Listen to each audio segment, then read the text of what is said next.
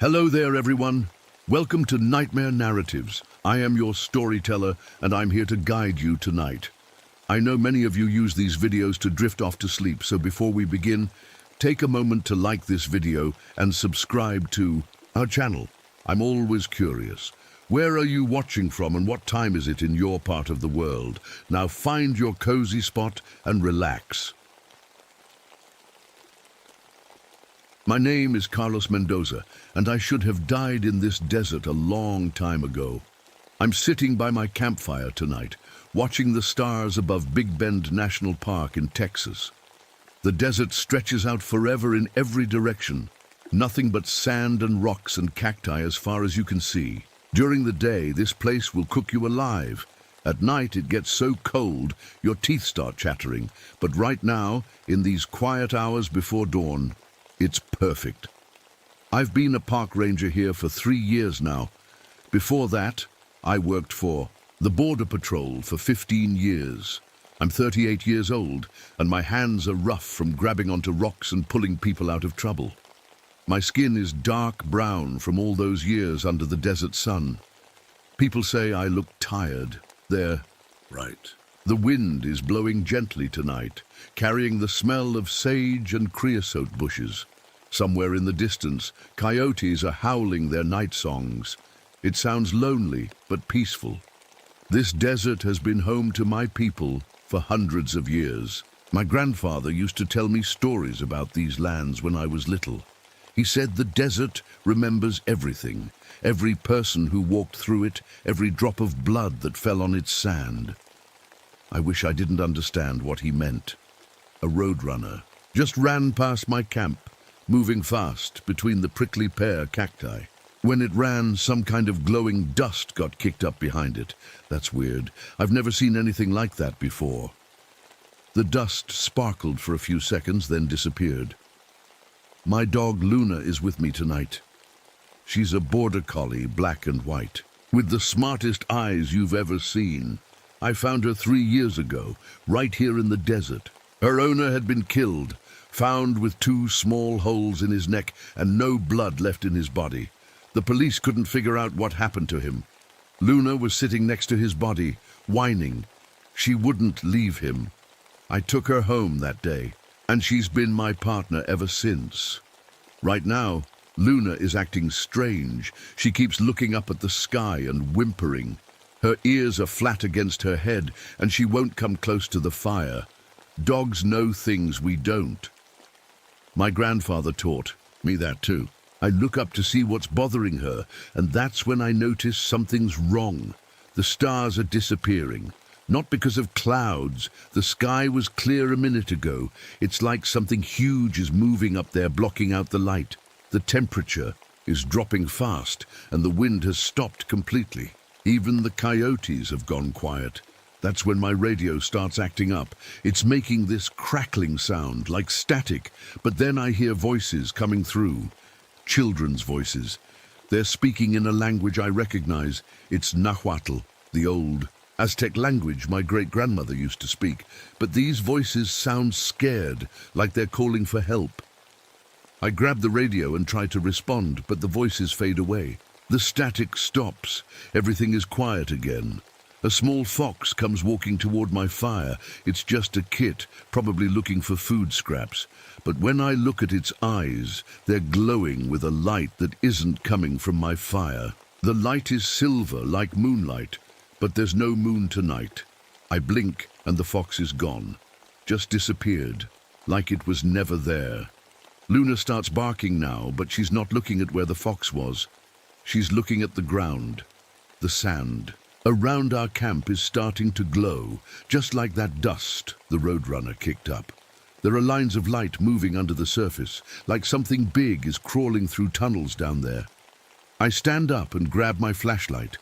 The beam shows me the trail I walked on to get here, but something's different. The path doesn't look right. The rocks and cacti seem to have moved. The whole landscape looks like it's shifting when I'm not looking directly at it. I reach for my water bottle and take a drink. The water tastes like metal, like I'm drinking liquid pennies. That's not right either. I filled this bottle from a clean spring this morning. But the strangest thing of all is my shadow. I can see it clearly in the firelight, dancing on the sand behind me. The problem is, it's not doing what I'm doing. When I raise my right hand, my shadow raises its left hand. When I step forward, my shadow steps backward. Luna stops barking and runs to hide behind me. She's trembling now, pressed against my legs. Whatever's happening here, it's just getting started. I've seen a lot of bad things in my life. Working the border, you see. People at their worst. Smugglers, killers, people who hurt children. But I've never felt evil like this before. It's in the air, in the ground, maybe even in my own blood. My grandfather was right. The desert remembers everything, and tonight, it's remembering something terrible. I'm sitting by my campfire tonight, watching the stars above Big Bend National Park in Texas. The desert stretches out forever in every direction. Nothing but sand and rocks and cacti as far as you can see. During the day, this place will cook you alive. At night, it gets so cold, your teeth start chattering. But right now, in these quiet hours before dawn, it's perfect. I've been a park ranger here for 3 years now. Before that, I worked for the Border Patrol for 15 years. I'm 38 years old, and my hands are rough from grabbing onto rocks and pulling people out of trouble. My skin is dark brown from all those years under the desert sun. People say I look tired. They're right. The wind is blowing gently tonight, carrying the smell of sage and creosote bushes. Somewhere in the distance, coyotes are howling their night songs. It sounds lonely, but peaceful. This desert has been home to my people for hundreds of years. My grandfather used to tell me stories about these lands when I was little. He said the desert remembers everything, every person who walked through it, every drop of blood that fell on its sand. I wish I didn't understand what he meant. A roadrunner just ran past my camp, moving fast between the prickly pear cacti. When it ran, some kind of glowing dust got kicked up behind it. That's weird. I've never seen anything like that before. The dust sparkled for a few seconds, then disappeared. My dog Luna is with me tonight. She's a border collie, black and white, with the smartest eyes you've ever seen. I found her 3 years ago, right here in the desert. Her owner had been killed, found with 2 small holes in his neck and no blood left in his body. The police couldn't figure out what happened to him. Luna was sitting next to his body, whining. She wouldn't leave him. I took her home that day, and she's been my partner ever since. Right now, Luna is acting strange. She keeps looking up at the sky and whimpering. Her ears are flat against her head, and she won't come close to the fire. Dogs know things we don't. My grandfather taught me that too. I look up to see what's bothering her, and that's when I notice something's wrong. The stars are disappearing. Not because of clouds. The sky was clear a minute ago. It's like something huge is moving up there, blocking out the light. The temperature is dropping fast, and the wind has stopped completely. Even the coyotes have gone quiet. That's when my radio starts acting up. It's making this crackling sound, like static, but then I hear voices coming through. Children's voices. They're speaking in a language I recognize. It's Nahuatl, the old Aztec language my great-grandmother used to speak. But these voices sound scared, like they're calling for help. I grab the radio and try to respond, but the voices fade away. The static stops. Everything is quiet again. A small fox comes walking toward my fire. It's just a kit, probably looking for food scraps. But when I look at its eyes, they're glowing with a light that isn't coming from my fire. The light is silver, like moonlight, but there's no moon tonight. I blink, and the fox is gone. Just disappeared, like it was never there. Luna starts barking now, but she's not looking at where the fox was. She's looking at the ground, the sand. Around our camp is starting to glow, just like that dust the roadrunner kicked up. There are lines of light moving under the surface, like something big is crawling through tunnels down there. I stand up and grab my flashlight. The beam shows. Me the trail I walked on to get here, but something's different. The path doesn't look right. The rocks and cacti seem to have moved. The whole landscape looks like it's shifting when I'm not looking directly at it. I reach for my water bottle and take a drink. The water tastes like metal, like I'm drinking liquid pennies. That's not right either. I filled this bottle from a clean spring this morning. But the strangest thing of all is my shadow. I can see it clearly in the firelight, dancing on the sand behind me. The problem is, it's not doing what I'm doing. When I raise my right hand, my shadow raises its left hand. When I step forward, my shadow steps backward. Luna stops barking and runs to hide behind me. She's trembling now, pressed against my legs. Whatever's happening here, it's just getting started. I've seen a lot of bad things in my life. Working the border, you see. People at their worst. Smugglers, killers, people who hurt children. But I've never felt evil like this before. It's in the air, in the ground, maybe even in my own blood.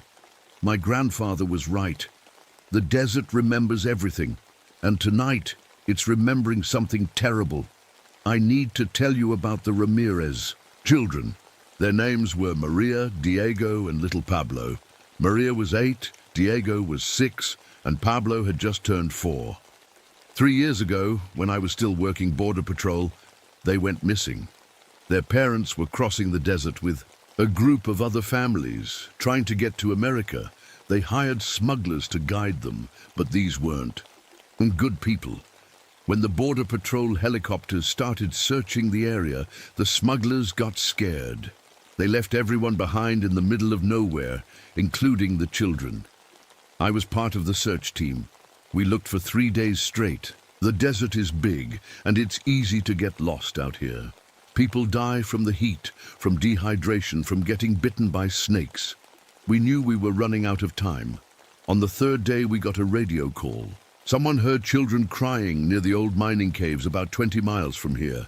I remember running to my truck, my heart pounding. We could still save them. We could still bring them home to their parents. But I was 30 seconds too late. When I got to the caves, I found them sitting in a circle around a cold campfire. They weren't moving. Their eyes were open, but they weren't seeing anything. Each child had 2 small holes in their neck, and their skin was pale white. There wasn't a drop of blood left in their bodies. The other agents said it must have been some kind of animal attack. Maybe a mountain lion or a pack of coyotes. But I've seen animal attacks before. This was different. The wounds were too clean, too precise. And what kind of animal drains all the blood but doesn't eat the meat? I carry a rosary in my pocket. It's made from small white beads, but they're not regular beads. Each one is a tooth from those children. I know that sounds crazy, but the coroner said I could have them. He didn't know what else to do with them. I thought maybe their parents would want them. But their parents never made it across the desert either. Every night since then, I hear their voices. They call my name in the dark. Carlos, they whisper. Why didn't you save us? We were waiting. If for you. We called and called, but you never came. That's why I left the Border Patrol. That's why I became a park ranger. I thought maybe if I stayed in the desert, if I helped other people who got lost out here, I could make up for failing. Those kids. But you can't make up for something like that. Some mistakes follow you forever. Luna knows about the voices too. Sometimes she'll start whining in the middle of the night, looking at empty spaces like someone's standing there. Dogs can see things. We can't. My grandfather told me that spirits of the dead don't always rest easy, especially children who died scared and alone. The fire is getting low now, and I should add more wood to it. But I don't want to move. Something feels wrong about this whole night. The air is too still, too quiet. Even Luna has stopped trembling, but now she's staring at something behind me. Her ears are up, and her body is tense like she's ready to run. I slowly turn around to look, but there's nothing there. Just desert, just darkness. But then I see them. Footprints in the sand leading away from our camp. Small footprints, child-sized. They weren't there before. I know they weren't there before. The prints lead toward the old mining caves where I found the Ramirez children 3 years ago. The same caves that are 20 miles from here. The same caves that should be impossible to reach on foot from where we're camped. I stand up and grab my flashlight again. The beam follows the footprints for about 50 yards before they just stop. They don't fade away or get covered by wind. They just end, like whoever was making them disappeared into thin air. Luna whimpers and presses closer to my leg. She doesn't want me to follow those prints. Smart dog. But I have to know. I've been running from those voices for 3 years. Maybe it's time to stop running and face whatever's out there in the dark. I check my watch. It's 2:17 a.m. The darkest part of the night is still ahead of us. I decide to follow the footprints. I know it's probably a bad idea, but I've been carrying this guilt for 3 years. If there's even a chance that those children are trying to tell me something, I have to listen. Luna doesn't want to come with me. She sits down and refuses to move when I start walking. "Come on, girl," I whisper. "We'll stick together, okay?" She finally gets up and follows, but she stays right behind my legs, like she's trying to hide. The footprints lead us through a maze of rocks and cacti. My flashlight beam dances across the desert floor, following the small marks in the sand. They're perfectly clear, like they were made just minutes ago. But that's impossible. I've been watching this area all night. After about 20 minutes of walking, I smell something strange. It's metallic, like old pennies, but mixed with something else. Something that makes my stomach turn. Luna smells it too. She starts making small whining sounds and pulling backward on her collar. That's when I see the camp. It's a smuggler camp, the kind I used to find all the time when I worked border patrol. There's a circle of rocks where they built a fire, some empty water bottles scattered around, and a few old backpacks. But something's very wrong with this picture. There are people sitting around the dead campfire, 5 of them, all adults. They're sitting perfectly still, like they're waiting for something. But their eyes are rolled back white, and their mouths are moving like they're talking, but no sound is coming out. No, wait. There is sound. They're humming. All of them are. Humming the same tune.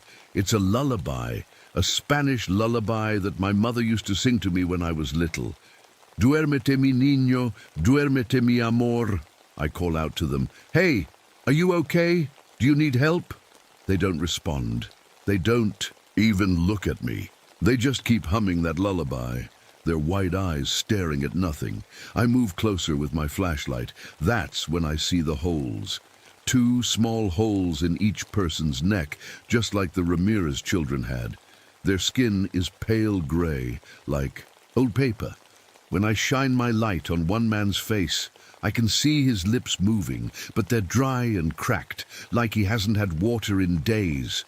Luna won't come any closer. She's backing away, making a low, growling sound I've never heard from her before.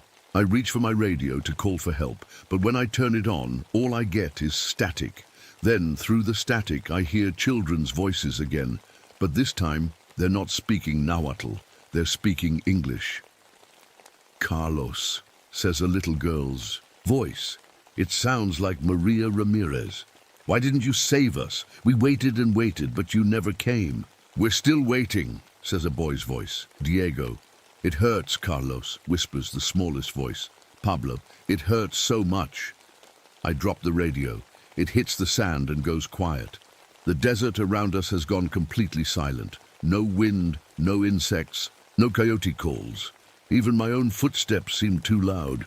The only sound is that humming from the people around the dead campfire. I look around and notice something else that's wrong. The sand around the camp is covered with strange marks. They look like letters or symbols spelled out in the dirt. When I shine my flashlight on them, I can make out words, names, Maria, Diego, Pablo, the names of the Ramirez children written in the sand around these dead people. My hand starts shaking. This can't be real. People don't just sit around dead. Campfires humming lullabies with holes in their necks. Mysterious names don't write themselves in the sand, but I'm seeing it all with my own eyes. I back away from the camp, pulling Luna with me. We need to get out of here. We need to go back to my truck and drive away from this place as fast as we can. But when I turn around, I can't find the path we took to get here. My footprints are gone. Luna's paw prints are gone.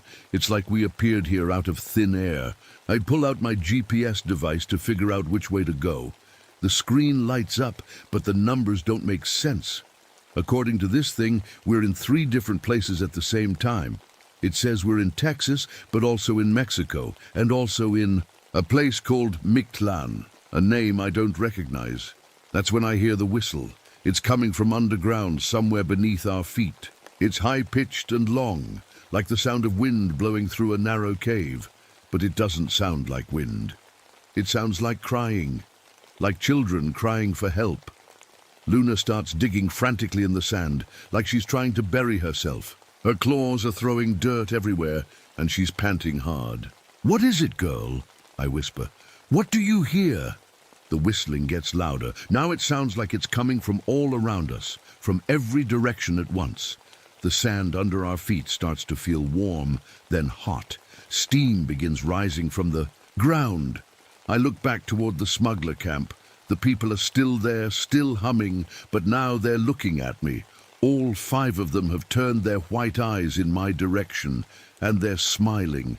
Their smiles are too wide, too many teeth. I grab Luna and start running. I don't know which direction we're going, but I don't care. We just need to get away from this place. Behind us, the humming stops. In the silence that follows, I hear something much worse. Footsteps, small footsteps, running after us through the sand, and children's voices calling my name. We run for what feels like hours, but my watch says it's only been 10 minutes. Luna stays right beside me, her tongue hanging out as she pants. Every few seconds, I look back over my shoulder, but I can't see anything following us. Just darkness. The footsteps have stopped, but I can still hear the voices. They're getting closer. "Carlos, wait for us," calls Maria's voice. "We just want to talk to you." "Don't run away," says Diego. "We've been looking for you for so long." "Please, Carlos," whispers little Pablo. "We're scared." I know it's not really them. The Ramirez children are dead. I saw their bodies 3 years ago.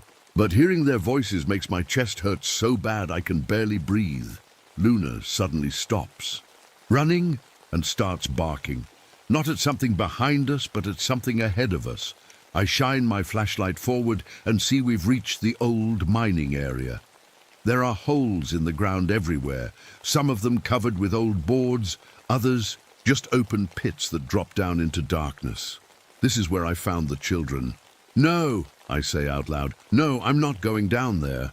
But as I turn to go a different direction, something rises up from one of the mine shafts. At first, I think it's a person. It's about 5 feet tall, walking on 2 legs like a human. But when my flashlight hits it, I see it's not human at all. Its skin is gray-green, like the color of desert rocks. It has long arms that hang down past its knees, and its back is covered with sharp spines that glow with a faint light. The light pulses like a heartbeat, bright, dim, bright, dim. But the worst part is its face. It looks like Maria Ramirez. "Hello, Carlos," it says in Maria's voice. "Why did you let us die?" I can't move. I can't speak. I just stand there with my mouth open, staring at this thing that shouldn't exist. "You were supposed to save us," it continues. "We called for help, but you came too late. You always come too late." The creature starts walking toward me. Its feet don't make any sound on the rocky ground. Luna is barking like crazy now, but she won't get between me and the thing. Even she knows this is something too dangerous to fight. "I tried," I finally managed to say. "I tried to find you. I looked everywhere." "Not hard enough," it says. Now, Its voice sounds like Diego. If you had looked harder, we would still be alive. I reach for my gun.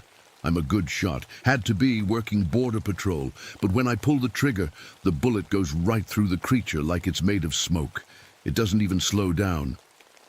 Bullets can't hurt me, Carlos, it says now, using Pablo's tiny voice. Nothing can hurt me, but I can hurt you.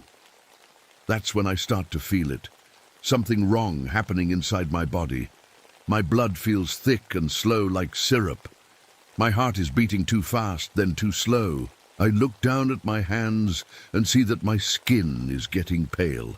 The thing is feeding on me, just like it fed on those people at the smuggler camp, just like it fed on the Ramirez children, but it's not just draining my blood, it's doing something worse. It's making me see things. I see myself 3 years ago driving my truck through the desert, looking for the missing children. But in this vision, I'm driving slowly, too slowly. I stop to eat lunch. I stop to take a nap. I waste time while 3 children are dying. That's not how it happened, I say. I drove as fast as I could. Did you? Asked the creature. Now it looks like all 3 children at once, their faces shifting and changing on its head. Or did you give up? Did you decide they were probably dead already, so why hurry? The vision changes. Now I see the children in the cave sitting around their cold fire. But they're not dead yet. They're waiting. They're looking toward the entrance, hoping someone will come save them. They wait for hours while their blood slowly drains away. We called your name, the creature says, over and over. But you didn't hear us because you weren't listening. I fall to my knees. The creature is right. Maybe I didn't try hard enough. Maybe I could have saved them if I had been faster, smarter, better. Luna stops barking and comes over to me. She licks my face and whines softly. Her tongue is warm and real, and it helps me remember who I am. I'm Carlos Mendoza. I did my best to save those children. I've been trying to save people ever since. I look up at the creature. You're not them, I say. You're just using their faces. The real Maria, Diego, and Pablo wouldn't blame me like this. They were good kids. The creature's face changes. For a moment, it doesn't look like the children anymore. It looks like something ancient and hungry, with too many teeth and eyes like holes in the ground. Smart, it hisses, but not smart enough. It lunges at me, moving faster than anything should be able to move. I roll to the side and grab Luna. We scramble away from the mine shaft, but the creature doesn't chase us. Instead, it sinks back into the ground like it's made of water. For a few seconds, everything is quiet. Then I hear something that makes my blood freeze. The sound of many voices, all speaking at once. Men, women, children, all of them saying the same thing. Carlos. Come down to us, Carlos. We're waiting in the dark. I look around and realize that every mine shaft, every hole in the ground, has something glowing at the bottom. Red eyes staring up at me. We have to go, I tell Luna. We have to get out of here right now. But when I look for a way out, I see that we're surrounded. The creature didn't go away. It multiplied. There are dozens of them now, rising from holes all around us, all of them wearing the faces of people I couldn't save, and they're all walking toward us. There's nowhere to run. The creatures are coming from every direction, moving slow but steady. They're glowing. Spines light up the darkness like twisted Christmas lights. Some of them look like the Ramirez children. Others look like people I arrested over the years, people who died in the desert after I caught them. Luna presses against my legs. She's not barking anymore. She knows we're trapped. I'm sorry, girl, I whisper to her. I'm sorry I brought you here. The creatures get closer. 20 feet, 15 feet, 10 feet. That's when I remember something my grandfather told me. He said the desert remembers everything, but it also protects those who respect it. I pull out my rosary, the one made from the children's teeth. Maybe it's crazy, but I start to pray. Holy Mary, Mother of God, I whisper. Pray for us sinners, now and at the hour of our death. The creatures stop moving. They tilt their heads like they're listening to something I can't hear. Protect Luna, I continue. She's innocent. She never hurt anyone. Let her go home. The creature that looks like Maria steps forward, but now her face is changing. For just a moment, she looks like the real Maria. Not the pale, drained version I found in the cave, but the happy little girl from the missing person photos. "Thank you, Carlos," she says in her real voice. "Thank you for not forgetting us." Then her face changes back to the monster. "But it's too late for forgiveness," it hisses. The creatures rush at me all at once. I feel their claws dig into my arms and legs. My blood starts flowing out of me, warm and fast. But strangely, I'm not scared anymore. I'm tired, so very tired. As I fall to the ground, I see Luna running, away into the darkness. Good girl, smart girl, run as far as you can. The last thing I see is the creature with Maria's face leaning over me. But now I can see through her skin, and inside there are hundreds of other faces, all the people this thing has killed over the years. They're all trapped inside it, and they're all screaming. Then everything goes black. My name is Luna. I know you can't understand me, but I have to try to tell you what happened. Carlos is gone. The bad things took him into the ground, into the dark holes where they live. I ran for 2 days and 2 nights to get back to the ranger station. My paws are bleeding and my tongue is dry, but I made it. The other humans found me scratching at the door, whining and barking. They gave me water and food, but I couldn't make them understand. When they followed me back to look for Carlos, we found his clothes in a circle around some new cactus plants. The plants weren't there before. They grew overnight, right where Carlos died. The humans think Carlos got lost in the desert. They think maybe he fell into an old mine shaft. They don't understand that the desert ate him. They don't understand that there are things living under the sand, things that have been hungry for hundreds of years. But I understand. Dogs know things humans don't. I can smell the truth. The creature that killed Carlos wasn't just one monster. It was many monsters, all connected underground, like the roots of a giant tree. Every person who disappears in this desert becomes part of it. Every drop of blood makes it stronger. Carlos was a good man. He tried to save people. He felt bad about the children he couldn't help, but he never stopped trying to help others. The monster used his goodness against him, made him feel guilty for things that weren't his fault. Now I sit by the window at the ranger station every night, watching the desert. Sometimes I see lights moving under the sand. Sometimes I hear children calling for help. The other rangers think I'm just a sad dog missing her master, but I'm not sad. I'm keeping watch, because someone has to warn people. Someone has to know the truth about what lives in the desert. The creature is still out there. It's always hungry, and it's very, very patient. If you ever go into the desert at night and you hear children calling your name, don't follow the sound. If you see footprints that lead nowhere, don't follow them. If the ground starts to glow beneath your feet, run. Run as fast as you can and don't look back. My name is Luna, and I'm the only one left who remembers Carlos Mendoza. He was a good man who tried to save everyone he could.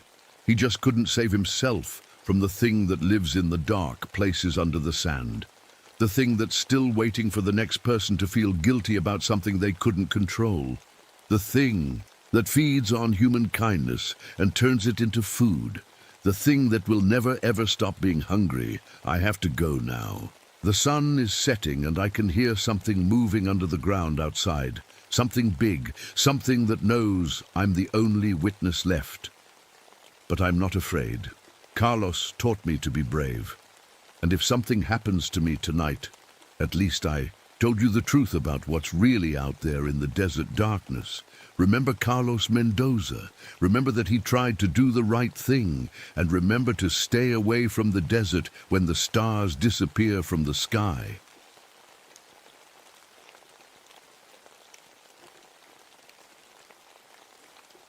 My name is Sarah Mitchell, and I'm a park ranger here in Denali National Park, Alaska, I'm 29 years old, and before I came to this beautiful place, I was a medic in the army.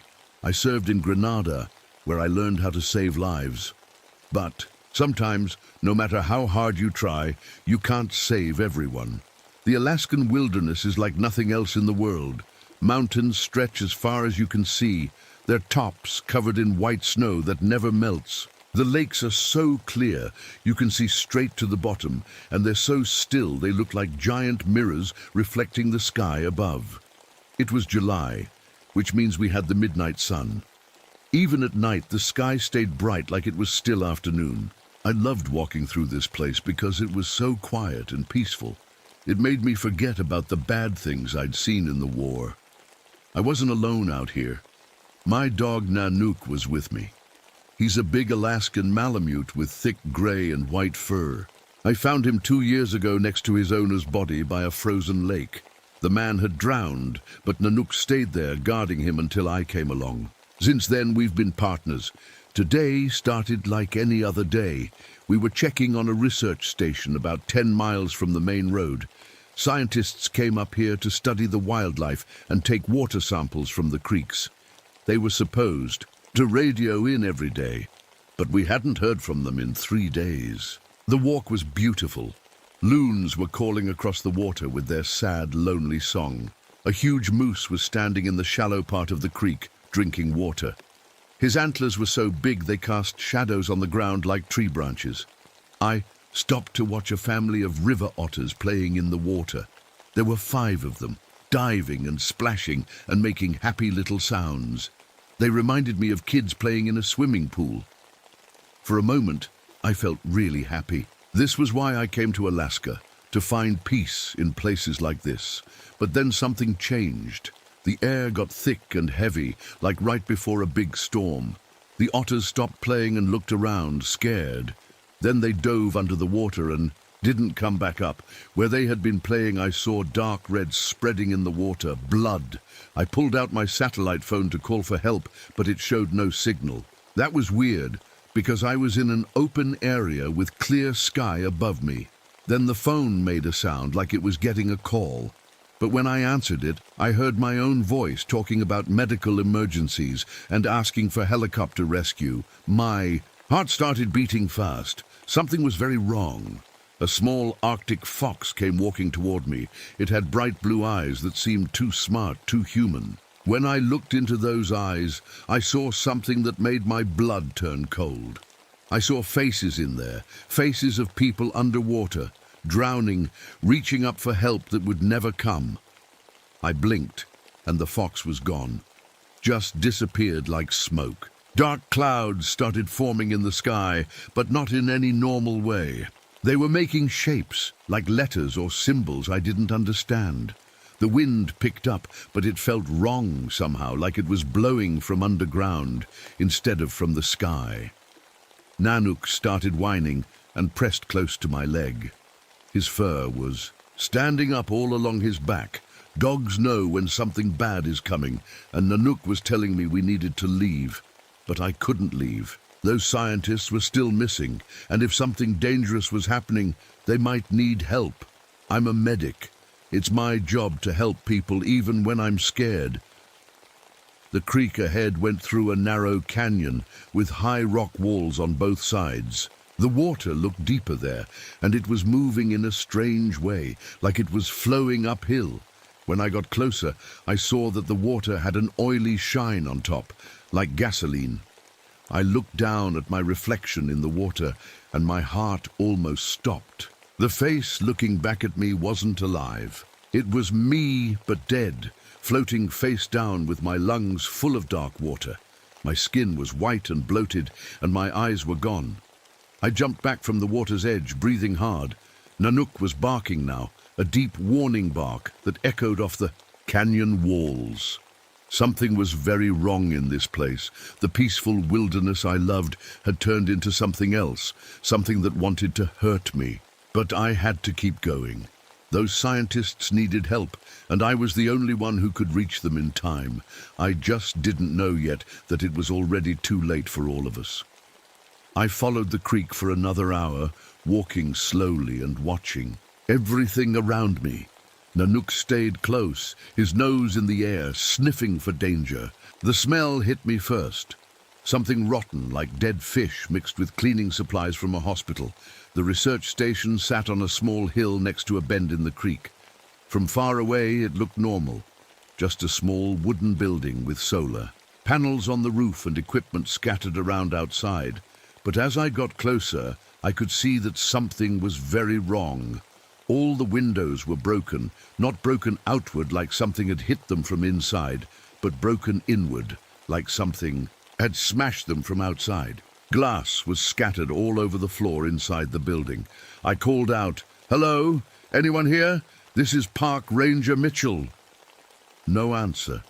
Just the sound of water moving and wind blowing through the broken windows. I pulled out my flashlight and stepped inside. The smell was stronger here, that mix of death and antiseptic that reminded me too much of field hospitals. My hands started shaking a little. I took deep breaths to stay calm. The equipment inside was arranged in a weird way. Microscopes and computers were set up in a circle around metal tables, like someone was getting ready to do surgery. But this was supposed to be a research station for studying water and animals, not a medical lab. On the tables, I found notebooks. The handwriting got messier and messier as I read through the pages. The first entries were normal, water temperature, fish counts, stuff like that. But then they started writing about strange dreams and voices calling from the water. The last entry made my skin crawl. "It's in the water. It knows we're here. Dr. Chen went down to the creek last night and hasn't come back. We can hear him calling for help, but when we look, there's nobody there. The water is getting higher. It's coming for us." I put the notebook down with shaking hands. "Nanook," I called softly. "Come here, boy." But when I turned around, Nanook wasn't there. I ran outside and found him at the edge of the creek, digging frantically in the mud. His paws were covered in black dirt, and he was whining in a way I'd never heard before. "What is it, boy? What did you find?" I knelt down next to him and looked at what he was digging up. My stomach turned cold.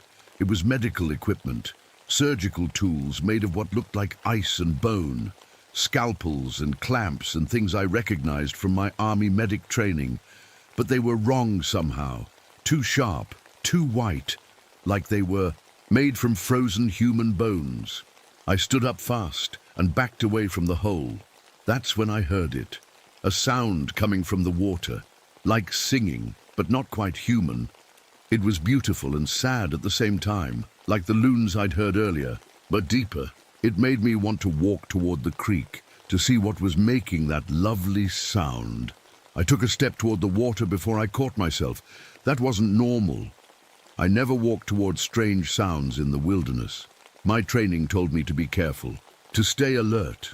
But the sound was so pretty, so peaceful, like someone calling me home. I shook my head hard and stepped back. "No," I said out loud. "Something's wrong here."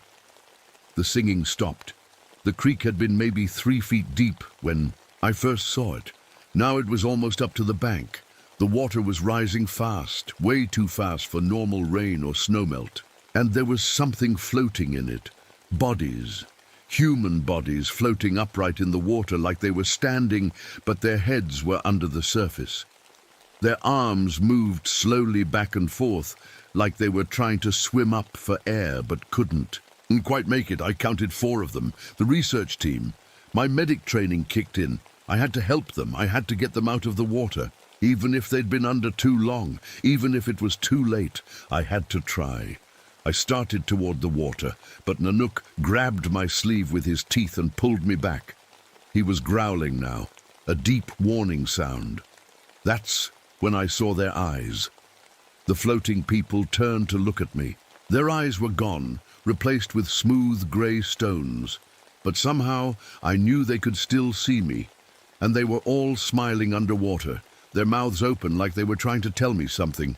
I tried to use my radio to call for help, but all I got was static. Then, through the noise, I heard my own voice again, but this time it wasn't talking about medical emergencies.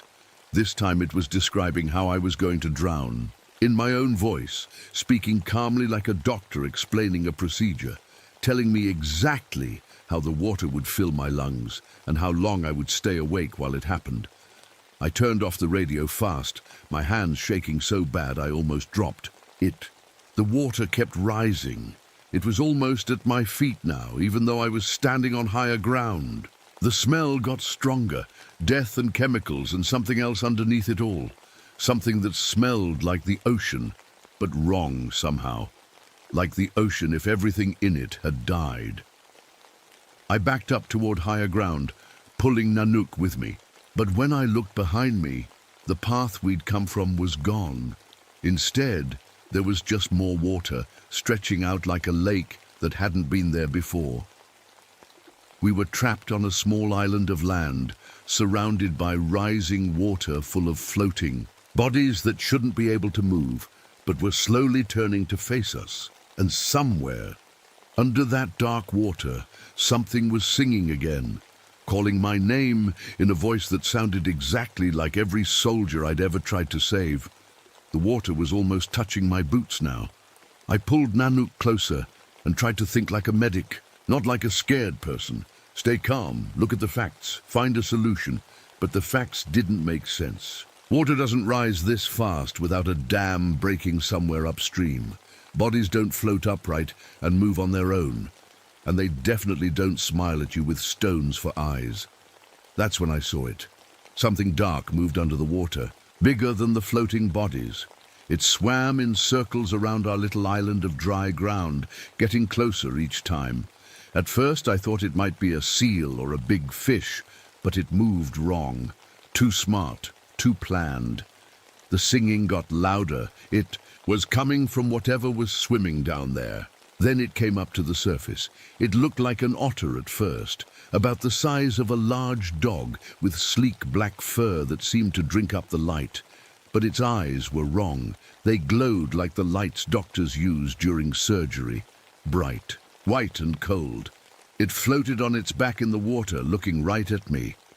When it spoke, I almost fell over. "Hello, Sarah." The voice was soft and kind, like a nurse talking to a patient. "I've been waiting for you." My mouth felt dry. Animals. Don't talk. This had to be some kind of hallucination. Maybe I'd hit my head when I fell earlier, or maybe the stress was making me see things. "You're not real," I said out loud. The creature smiled. It had too many teeth, all sharp and white like broken glass. "Oh, I'm very real. Just like the pain you carry. Just like all those soldiers you couldn't save." My heart started pounding. How could it know about that? "Private Rodriguez," it continued, and its voice changed. Now it sounded exactly like Rodriguez, the 19-year-old kid who died in my arms in Granada. "Doc, it hurts so bad. Why didn't you try harder to save me?" "Stop it." My voice came out as a whisper. The creature's shape began to change. The otter body stretched and twisted until it looked like a person floating in the water, a person in an army uniform with Rodriguez's face. "You let me die, Doc. You had morphine, but you saved it for someone else, someone who never came." Rodriguez's ghost smiled sadly. "It's okay, though. I understand. You were scared. That's not true." But even as I said it, I remembered. I had saved some morphine for a soldier with worse injuries, but that soldier died before I could reach him. Rodriguez died in pain because I was trying to be smart about medicine instead of just helping the boy who was right there. "You carry so much guilt, Sarah." The creature's voice was gentle now, understanding. "All those people you couldn't save, all that pain you hold inside, I can make it stop." The water crept higher. It was touching my ankles now, and it was warm. Too warm for Alaska. "How?" I asked without thinking. "Come into the water with me. Let yourself sink down where it's quiet and peaceful. No more screaming soldiers, no more failing to save people, just silence." It sounded so nice. I was tired of remembering all the people I'd lost, tired of waking up from nightmares where I heard them calling for help. I took a step toward the water. Nanook barked and grabbed my jacket again, pulling me back. The sound snapped me out of whatever spell the creature had put on me. "No," I said firmly. "I'm not going anywhere with you." The thing in the water laughed, and the sound made my skin crawl. It was like glass breaking mixed with drowning sounds. "You don't have a choice, Sarah. Look around." I looked. The water had risen so high that our little patch of dry ground was only about 6 feet across now. The floating bodies were closer too, forming a circle around us. They were all people I recognized from the research station: Dr. Chen, Dr. Williams, and 2 graduate students whose names I couldn't remember. But they weren't really dead, I realized. They were still breathing. I could see their chests moving, up and down under the water. Somehow they were breathing water like it was air. "I'm keeping them alive," the creature said, reading my thoughts. "They're not suffering. The water is peaceful once you stop fighting it. They're helping me now." "Helping you do what?"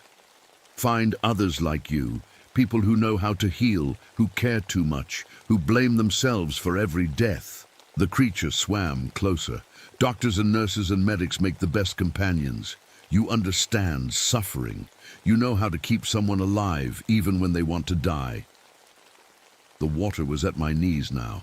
I could feel it pulling at me, trying to make me lose my balance. But it wasn't just water anymore. It felt thick like blood. "I feed on the last breath of people who drown," the creature explained calmly, like it was talking about the weather. "But that breath is so much sweeter when it comes from someone who spent their life trying to save others, someone who knows exactly what they're losing." I tried to back up, but there was nowhere to go. Nanook was pressed against my legs, growling at the water. "The research team called to me," the creature continued. "They were studying the creek, taking water samples, not knowing they were studying me. I sang to them at night, showed them beautiful dreams of their families. One by one, they came to the water willingly." Dr. Chen's floating body turned to look at me. His mouth opened and closed like he was trying to talk, but only water came out. "He's trying to warn you," the creature said. "But he can't. The water won't let him. He belongs to me now, just like you will." The creature began to change again. This time it grew bigger, more human-looking, but wrong in ways I couldn't explain. Its arms were too long, its fingers had webs between them, and its skin looked like it was always wet. "I am Kushtaka," it said. "I am older than this land, older than your people. I have always been here, waiting in the deep places, calling to those who hear my song." The water was at my waist. I could feel it trying to get into my mouth and nose. Every instinct I had told me to panic, to thrash around, to fight. But my medical training told me something else. When someone is drowning, panic makes them sink faster. Stay calm, think clearly, look for options. The creature was right in front of me now, close enough to touch. Its glowing eyes stared into mine. "Don't fight it, Sarah. You're tired of fighting, tired of losing. Let me take that burden away." For just a moment I almost gave in. The water felt warm and safe, and the creature's voice was so kind. It would be easy to just let go, to stop trying so hard to save everyone. But then I looked down at Nanook. He was swimming now, his big paws paddling to keep his head above water. His eyes were scared, but he wasn't leaving me. Even though he could probably swim to shore and save himself, he was staying with me. If I gave up, what would happen to him? That's when I knew I had to fight. "I won't leave my dog," I said, trying to keep my voice steady. The Kushtaka tilted, its head like it was thinking.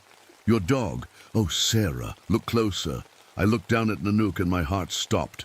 He wasn't swimming anymore. He was floating, just like the research team. His eyes were closed, and his body moved gently with the current. But his chest was still moving up and down. He was breathing the water. "No," I whispered. "When did you—" "About an hour ago," the creature said softly, "when you first heard my song. He came to me willingly, just like they all do. He's not in pain, Sarah. None of them are." I reached for Nanook. but my hands passed right through him. He was there, but not really, like looking at someone through thick glass. He's in the water world now, the Kushtaka explained. Safe and peaceful. He's waiting for you to join him. The water was up to my chest. I was running out of time and options. My mind was racing, trying to think of a way out, but everything felt foggy and slow. You're wondering if this is real, the creature said, reading my thoughts again. You're thinking maybe you hit your head, maybe you're hallucinating, maybe you're already dead. That was exactly what I was thinking. Let me help you understand. The Kushtaka's voice became gentle, like a doctor explaining test results. You've been in the water for 3 hours, Sarah. You fell in when you first arrived at the research station. Everything since then has been happening in your mind as you drown. That's not true. Isn't it? Think about it. How else could water rise this fast? How else could dead people move and talk? Your brain is trying to make sense of drowning, so it's creating this story. I tried to remember arriving at the research station, but everything felt fuzzy. Had I fallen? Had there been ice on the rocks? I remembered the broken windows, but maybe I'd broken them when I fell through. The good news is, it's almost over, the creature continued. Your lungs are almost full of water. Soon, your brain will stop working and the pain will end. No more guilt about the soldiers you couldn't save. No more nightmares. My chest felt tight. It was getting hard to breathe. Maybe the creature was right. Maybe I was drowning and this was all just my mind trying to cope. But then I remembered something. In my jacket pocket, I had a small bottle of pills. They were for panic attacks, left over from after the war. If I was really drowning, if this was all in my head, then the pills wouldn't be there. I reached into my pocket with shaking fingers. The bottle was there, but when I pulled it out, it was full of water instead of pills. The Kushtaka smiled. Even your memories are drowning, Sarah. I felt myself starting to give up. The water was at my neck now. In a few more minutes, it would be over my head. Maybe that wouldn't be so bad. I was tired of carrying all this guilt and sadness. That's right, the creature whispered. Just let go. Stop fighting.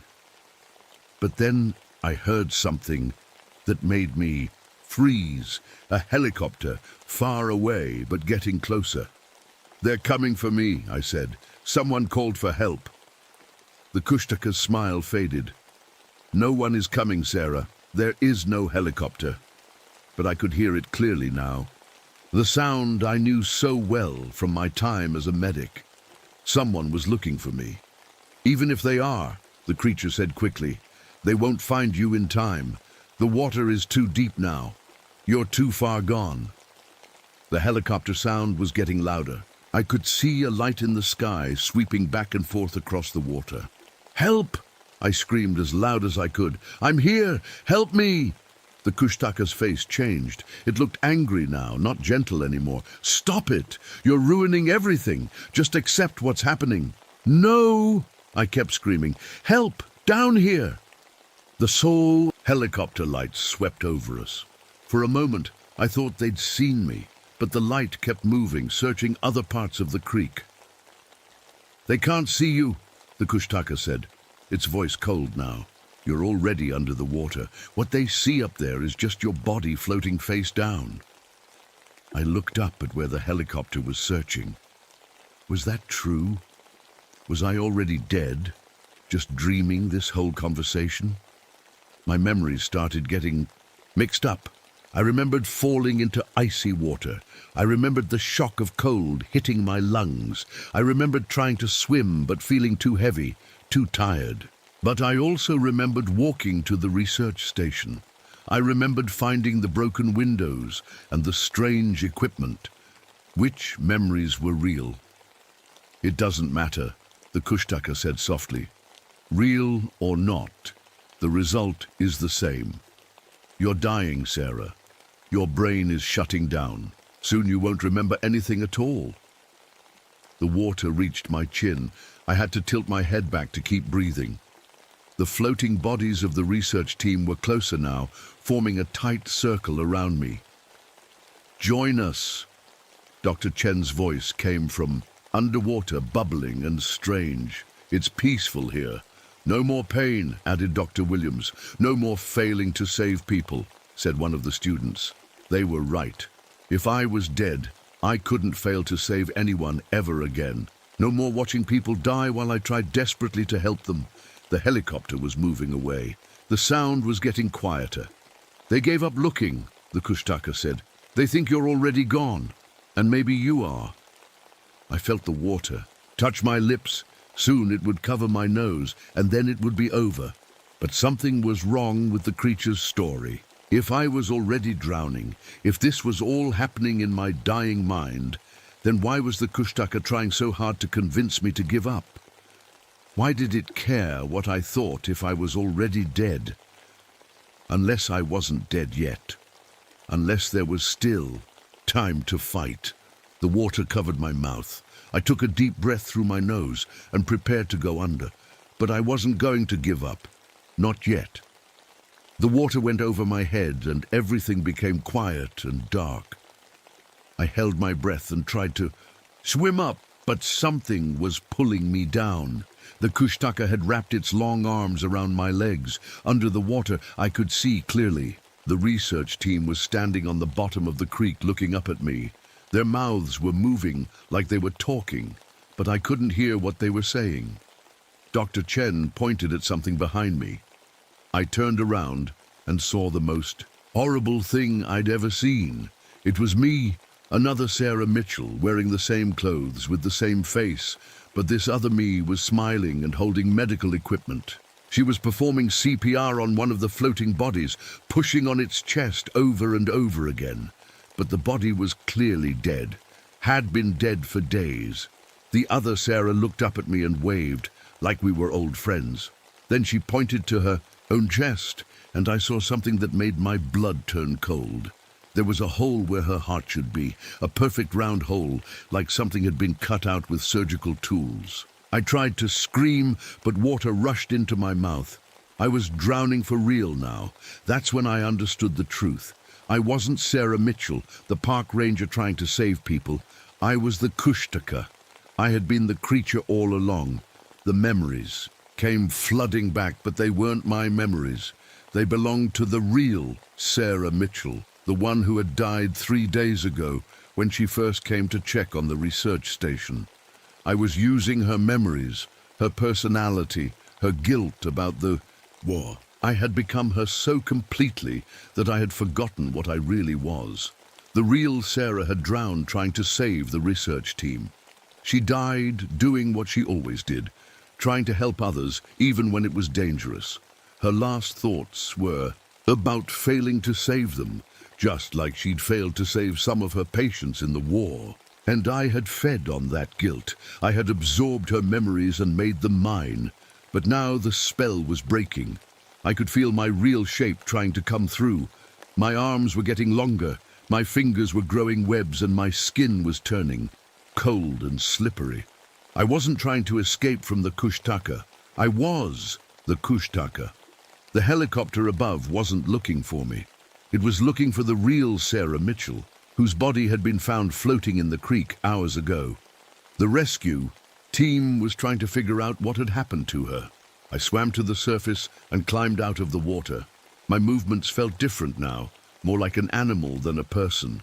When I looked at my reflection in a puddle, I saw my true face, the face of something that had never been human. Nanook wasn't my dog. He was Sarah's dog, and he had tried to save her when she fell in the water. I had drowned him too, but kept him alive just enough to use his loyalty to make my disguise more believable. I walked back to the research station, where more rescuers would be coming soon. They would find me there, and I would tell them a sad story about trying to save everyone but failing. I would cry real tears, Sarah's tears, and they would comfort me. Some of them would be doctors or paramedics, people who cared about saving lives. People who carried guilt about the patients they couldn't save, perfect people for me to feed on. I practiced Sarah's voice as I walked. I tried to save them, I would say. I tried so hard, but I couldn't reach them in time. And they would. Believe me, because I believed it too. Sarah's memories were so strong that sometimes I forgot they weren't really mine. In my pocket, I found Sarah's medical kit, the same one she had carried in the war. The same one she had tried to use to save the research team before the water pulled her under. I opened it and looked at the morphine she had saved. The morphine she had always been so careful with, trying to make sure it went to the people who needed it most. Just like she'd been careful in Grenada, trying to decide which wounded soldiers to help first. I smiled with Sarah's face. Her guilt was delicious. Even in death she was still trying to save everyone. And still failing. Soon, more rescuers would come. More people who cared too much. More people who blamed themselves when they couldn't save everyone.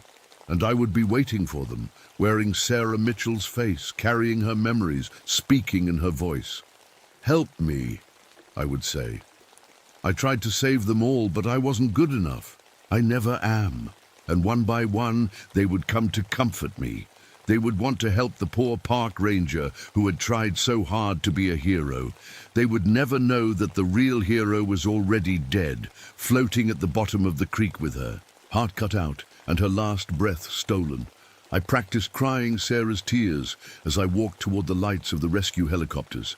Time to find my next victims. Time to feed again. The end.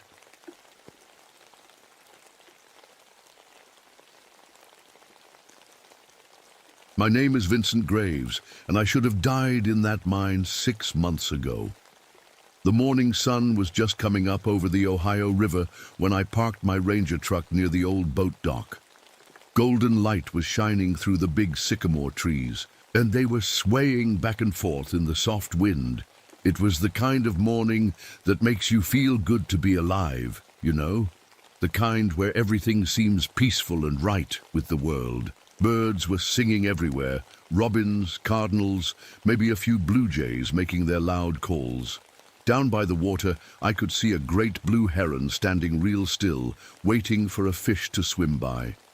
That bird had more patience than I ever did. The whole place felt calm, like nature was putting on a show just for me. I took a deep breath of that clean forest air. My lungs didn't hurt as much out here. After 15 years working deep in the coal mines, breathing this good air was like drinking cold water when you're dying of thirst. The doctors said my lungs were pretty messed up. Black lung disease, they called it. But out here in the woods, I could almost forget about the constant ache in my chest. A soft mist was rising up from the river, making everything look magical, like something from a fairy tale. I felt connected to this place. Like I belonged here among the trees and the water. For the first time in months, I wasn't thinking about Margaret. For the first time since the accident, I felt a little bit of peace. Then, just like that, every single bird stopped singing. I'm talking about complete silence. 1 second, the forest was full of music, and the next second, it was quiet as a graveyard. The only sound left was the gentle lapping of water against the shore. It was like someone had flipped a switch and turned off all the noise in the world. My radio started making that crackling static sound, then went completely dead. No surprise there. We were about 50 miles from the nearest cell tower, deep in the Point Pleasant Wildlife Management area. But still, it gave me an uneasy feeling. A raccoon came walking up to my truck, bold as you please.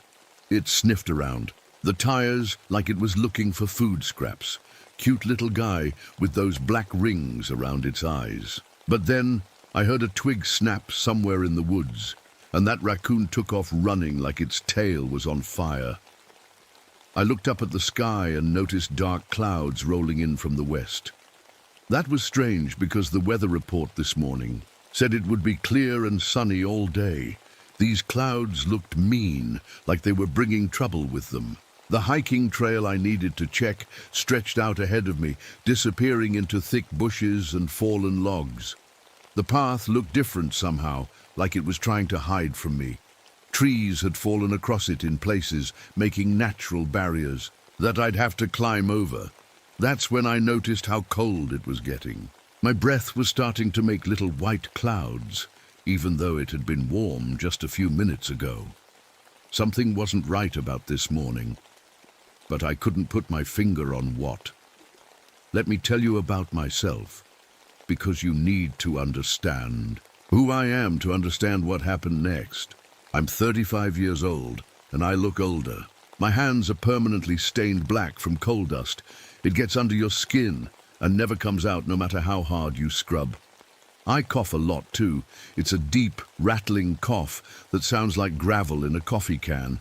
In my wallet, I carry a picture of Margaret. She was my wife, and she was beautiful. Blonde hair, blue eyes, and a smile that could light up a room. She died 6 months ago in a car accident, and it was all my fault. We had a fight that night, our last fight. She was mad because I was working too many double shifts at the mine. "You love that damn mine more than you love me," she yelled at me before she stormed out. Those were the last words she ever said to me. 20 minutes later, her car slid off the wet road and hit a tree. The police said she died instantly, but I know better. She died because of our fight. She died because I chose coal dust over her. That's why I took this job as a park ranger. I couldn't stand living in our old town anymore. Seeing the pity in people's eyes, everyone knew what happened. Everyone knew I was the husband who let his wife drive away angry in the rain. So I packed up and moved out here to the middle of nowhere, where nobody knows my story. Rex is with me. He's my German shepherd. Well, he used to be both of ours, but now he's just mine. Poor guy lost his right eye in the same mine collapse that messed up my lungs 2 years ago. We were both down there when the ceiling came down. A chunk of rock hit Rex in the face, and I breathed in enough coal dust to choke a horse. We're both damaged goods now, I guess, but we take care of each other. I wear my father's old mining helmet sometimes, even though I don't work in the mines anymore. Dad died of black lung when I was 16. Same disease I've got now. It's like a family. Curse, all the gravesmen die young with coal in their lungs. That helmet is all I have left of him. He used to take me hunting in these same woods when I was a kid. He taught me every deer path and fishing spot for miles around. I've always been stubborn, too stubborn for my own good. Margaret used to say I'd rather fight than run, even when running was the smart thing to do. She was right about that. I never backed down from anything, not even when I should have. Lately, I've been having strange dreams. Dreams about something big with glowing red eyes calling Margaret's name. In the dreams, she's standing at the edge of our old backyard, but her neck is bent at a funny angle, like it was in the accident. She keeps asking me why I didn't follow her, why I didn't die too. Today felt different from the moment I woke up. It felt like the forest was holding its breath, waiting for something to happen, waiting for me to join Margaret maybe. Part of me hoped it would. Part of me was tired of carrying all this guilt around, like a 100-pound weight on my chest. Rex was acting strange too. He kept whimpering and staying close to my legs, which wasn't like him. Usually he ran ahead on the trails, sniffing at everything and chasing squirrels. But this morning he stuck to me like glue, and his one good eye kept looking around like he could see things I couldn't. I should have listened to him. Dogs know things we don't. They can sense when something bad is coming, but I was too caught up in my own sadness to pay attention to the warning signs. If I had turned around right then and driven home, maybe things would have been different. Maybe I'd still be alive to tell this story properly. But I didn't turn around. I grabbed my rifle from the truck, called Rex to heel, and started walking down that trail into the dark woods. I was walking toward my death, and I didn't even know it yet. I walked about half a mile down the trail when I found them. 3 hikers were sitting in a perfect circle in a small clearing. At first, I thought they were just resting, maybe having a snack or looking at their map. But something was wrong with the picture. They weren't moving, not even a little bit. "Hey there," I called out. "You folks okay?" No answer. Rex started whimpering behind me. I got closer and saw why they weren't talking. Their mouths were sewn shut, but not with thread or wire, with their own hair. Long strands of brown and blonde hair were woven through their lips like someone had used a needle to stitch them closed. The worst part, their chests were still moving up and down. They were alive, but they couldn't scream. Their eyes followed me as I walked around them, wide, terrified eyes that were begging for help. I could see them trying to make sounds, but only tiny whimpers came out through their noses. They'd been sitting there for who knows how long, unable to call for help, unable to even open their mouths. I reached for my radio to call for backup, but it was still dead. My hands were shaking as I tried to figure out what to do. Who would do something like this? And how were they still alive? That's when I noticed the forest had gone completely quiet again. I don't mean just the birds this time. I mean everything. No insects buzzing, no leaves rustling in the wind. Even my own footsteps seemed muffled, like the sound was being sucked out of the air. It was the kind of quiet that makes your ears ring, the kind that makes you want to whisper, because normal talking feels too loud. Rex pressed against my legs, and I could feel him shaking. His hackles were standing up, making him look twice as big. That dog had been through a mind collapse and didn't even flinch, but whatever was out here had him scared out of his mind. I was trying to cut the hair away from one hiker's mouth when I saw the claw marks on a big oak tree about 20 feet away. They were huge. Each mark was longer than my hand and carved deep into the bark. But they weren't random scratches. They spelled out words. Margaret waits. My blood went cold. Nobody out here knew about Margaret. Nobody knew my story. I was in the middle of nowhere, miles from the nearest person, and something had carved my dead wife's name into a tree. The smell hit me next. It was sweet, but in the worst possible way. Like when my neighbor Mr. Johnson got diabetes real bad, and his breath always smelled sugary and sick. But mixed with that was the smell of rotten meat. The kind of smell you get when you leave hamburger in a hot car for a week. It made my stomach turn over. I looked around for the source of the smell and found an abandoned campsite hidden behind some bushes. 2 tents were shredded to pieces, but not from the outside. The holes were torn from the inside out, like something had clawed its way out of them. And there was blood on the fabric, but it wasn't red. It was glowing green, like those glow sticks kids play with on Halloween. That phosphorescent blood was still wet, still glowing. Whatever happened here was recent. I pulled out my compass to figure out which direction would get us back to the truck fastest. The needle was spinning in circles like a broken toy. It couldn't find north, it couldn't find anything, just kept spinning and spinning. Then I looked at my watch. It had stopped at 3:33. That was the exact time the hospital called to tell me Margaret was dead, the exact time my whole world fell apart 6 months ago. My watch had been working fine that morning, but now it was frozen at the worst moment of my life. A sound came from the trees above us. It was like a baby laughing, but played backwards through a broken music box. High and tinkling, but wrong in every possible way. Rex started whimpering louder and pressed so hard against my legs. I almost fell over. Fog was rolling in between the trees, thick and grey. But it was a sunny morning. There shouldn't be any fog. And in that fog, I saw something that made me think I was losing my mind. I saw myself hanging from a tree branch. My own face, purple and swollen, tongue hanging out. My ranger uniform torn and bloody. It was me but dead, swaying back and forth in the wind like a sick Christmas ornament. I blinked hard and looked again, but the image was still there, floating in the fog like a ghost. This isn't real, I whispered to myself. This can't be real. But Rex was seeing it too. He was staring at the same spot, whining like he was in pain. One bloody tear rolled down from his good eye and dropped onto the ground. I decided we needed to get out of there right now. I'd come back with backup, with other rangers, with someone who could help those 3 hikers.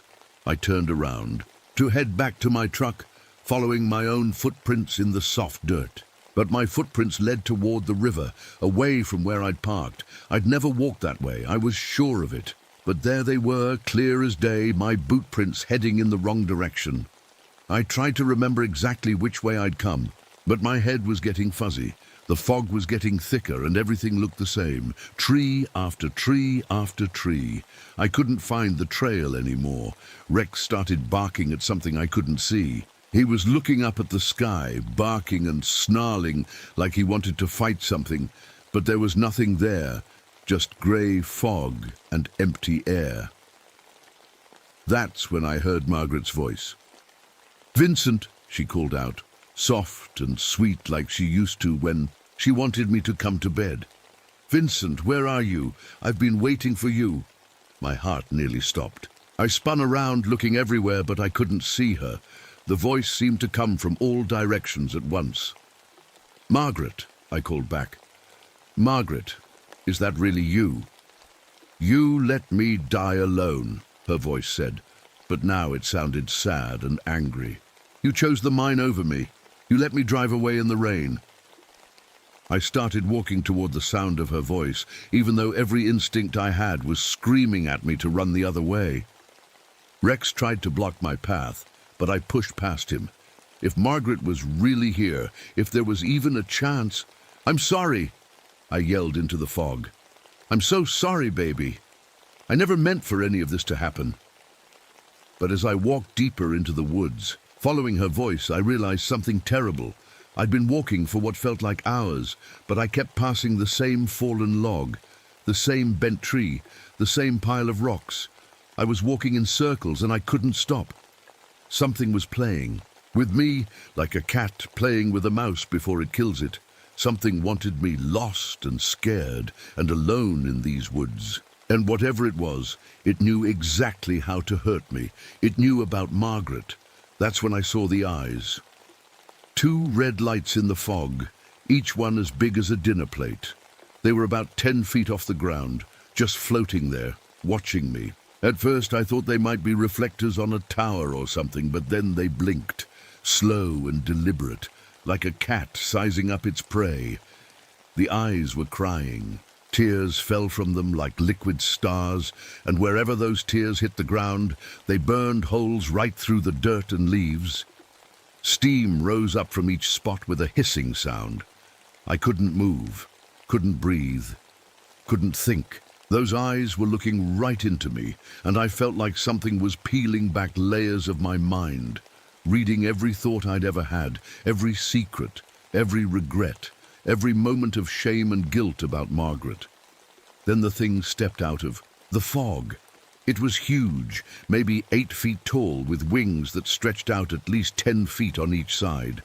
The wings weren't like bird wings. They were covered in dark fur that moved on its own, like thousands of tiny snakes writhing around. Its body looked almost human, but wrong in ways I can't explain. Too tall, too thin, joints that bent in directions they shouldn't. But the worst part was when it started talking. It spoke in Margaret's voice. "Till death do us part, Vincent," it said, and I recognized the words from our wedding day. "I kept my promise, why didn't you?" My knees went weak. The creature knew our wedding vows. It was using Margaret's exact voice, the way she sounded when she was trying not to cry. Sweet and broken at the same time. "You're not Margaret," I whispered. "No," it said, and now it sounded like me. My own voice coming from that horrible thing. "But she sent me to collect you. She's been waiting, Vincent. 6 months is a long time to wait alone." The creature raised one wing, and suddenly I could see things that weren't there before, like looking at a movie screen in the fog. I saw myself lying in a hospital bed, machines beeping around me. I saw myself in a casket. I saw myself standing right here in these woods, but I was see-through like a ghost. "You're already dead, Vincent," it said in my voice. "This is just your brain's last few seconds, playing out your guilt and fear. You died in that mine collapse 2 years ago, right next to your father's old helmet." I shook my head. "No, that's not true. I survived. Rex and I both survived. But even as I said it, I started to doubt. Why couldn't I remember the last 6 months clearly? Why did everything feel like it was happening underwater? Why did my chest hurt so much when I breathed? The creature laughed, and it sounded like breaking glass. "Look at your dog, Vincent." I looked down at Rex, and my heart nearly stopped. He wasn't the Rex I knew. This dog was thin and ragged, fur falling out in patches. His ribs were showing through his skin, and his one good eye was cloudy and white. He looked like he'd been starving for months. "He's been guarding your body," the creature said. "Loyal to the end, but even he's starting to forget what you looked like when you were alive." I raised my rifle and pointed it at the thing, but my hands were shaking so bad I could barely hold it. "Stay back. You can't kill something that exists in yesterday, today, and tomorrow," it said. And suddenly there were 3 of them, one showing me what it looked like a minute ago, one showing me now, and one showing me what it would look like after it killed me. "I can see every bullet before you fire it. I can be somewhere else before you pull the trigger." I fired anyway. The sound echoed through the forest, but the bullet went right through the creature, like it was made of smoke. All 3 versions of it laughed at the same time. That's when the real attack started. The creature made a sound so low I felt it more than heard it, like standing next to a giant church bell when it rings. The sound went right through my chest and into my lungs. I started coughing, but this time it was different. This time I was coughing up blood, thick black blood that looked like motor oil. My damaged lungs couldn't handle it. I fell to my knees, gasping for air that wouldn't come. Each breath felt like swallowing broken glass. The creature's subsonic hum was making my black lung disease 100 times worse. "Does it hurt, Vincent?" it asked, and now it looked like Margaret. Perfect blonde hair, blue eyes, wearing the yellow dress she had on the day we got married. Except her neck was twisted at the wrong angle, just like after the car crash. "Please," I gasped between coughs. "Please don't do this." "You did this to yourself," Margaret's voice said. "You chose coal dust over love. You chose money over me. And when I needed you most, you let me drive away angry in the rain." I tried to stand up, tried to run, but the world was spinning. Every time I thought I was moving forward, I ended up back in the same spot. The creature was keeping me trapped in some kind of loop, like a hamster running on a wheel. Rex was going crazy beside me. He was running straight into trees, barking at things that weren't there, foam coming out of his mouth, but he kept trying to protect me, even though he couldn't see the real threat. He could smell something, though. He kept sniffing the air and whining like he recognized a scent that scared him. "He smells her perfume," the creature said. "White shoulders. She wore it on your wedding day. She was wearing it the night she died. Amazing how scents can linger, isn't it? Even in death." I closed my eyes and tried to think. There had to be a way out of this. There had to be somewhere I could go where this thing couldn't follow me. Then I remembered. My father's mining tunnel. The place where he died 30 years ago. The place where I should have died 2 years ago. If I could get there, maybe I could end this. Maybe I could find some peace, or at least some answers. The creature seemed to read my thoughts. "Yes," it said, smiling with Margaret's face. "Go to Daddy's grave. He's been waiting for you, too. 3 generations of Graves men, all dying from the same black lungs, all running away from the same guilt." I stumbled to my feet and started walking toward where I remembered the old mine entrance being. Every step was agony. My lungs felt like they were full of concrete, and black blood kept dripping from my mouth onto my shirt, but I kept walking, because what else was I going to do? Behind me, I could hear the creature following, its wings making a sound like leather, being dragged across gravel. Rex limped along beside me, loyal to the end, even though I was probably leading us both to our deaths. The fog got thicker as we walked, and the trees seemed to lean in closer, like they were trying to grab us. I could hear voices in the mist now, Not just Margaret's, but my father's too, and other voices I didn't recognize. All of them calling my name, all of them telling me to come home. "Almost there, Vincent," the creature whispered behind me. "Almost time to learn the truth." The old mine entrance was just ahead, cut into the side of a rocky hill like a dark mouth waiting to swallow me whole. I could see the rusty metal supports that my grandfather helped put in place 60 years ago. Dad used to tell me stories about working in there, about how dangerous it was, about how the mountain was always trying to fall down on your head. I was moving as fast as I could, but my legs felt like they were made of lead.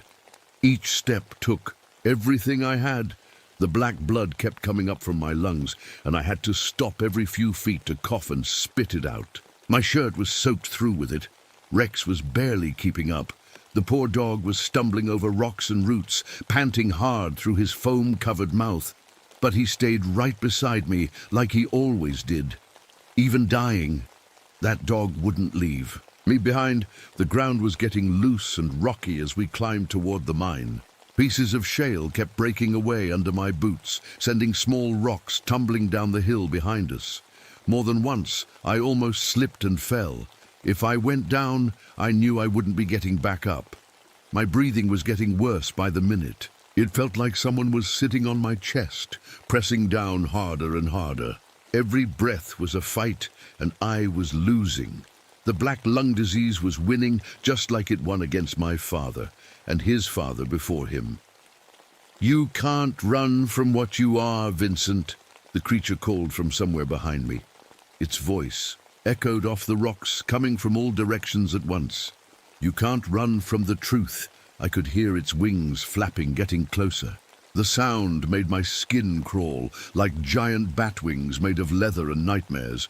But I kept climbing, kept pushing toward that dark hole in the mountain. 20 feet, 15 feet, 10 feet. My heart was beating so fast it felt like it might explode.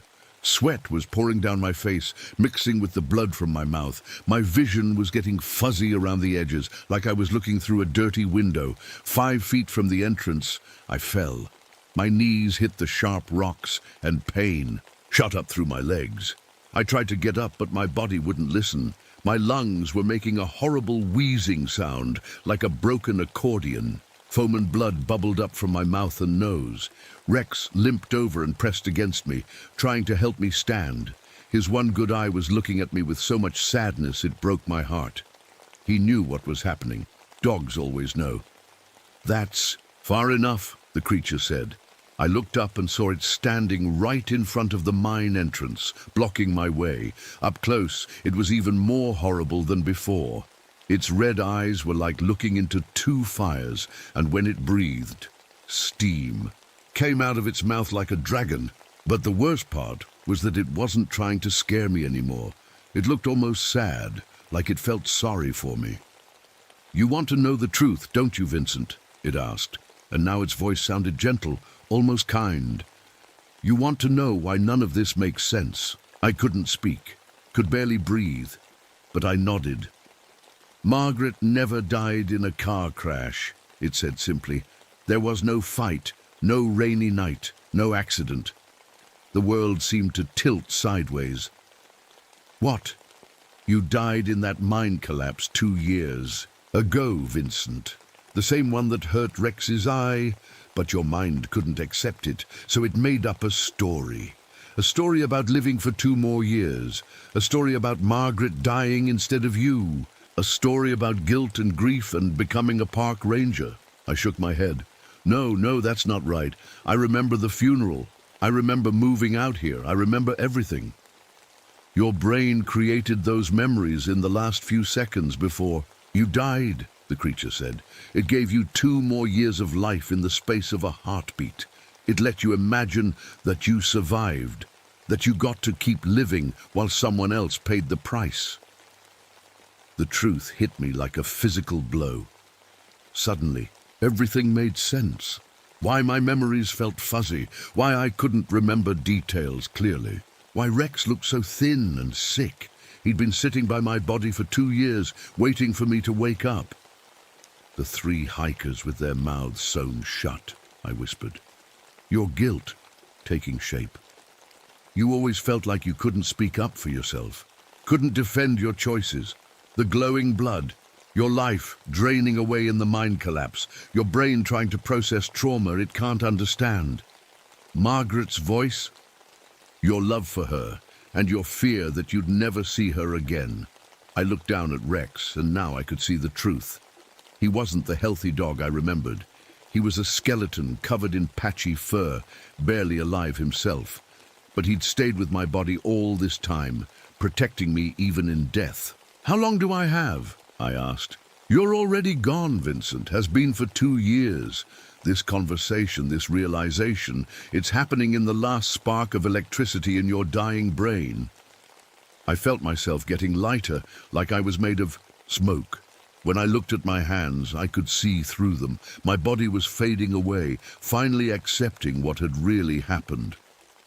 But Margaret, I started to say, is waiting for you, the creature finished.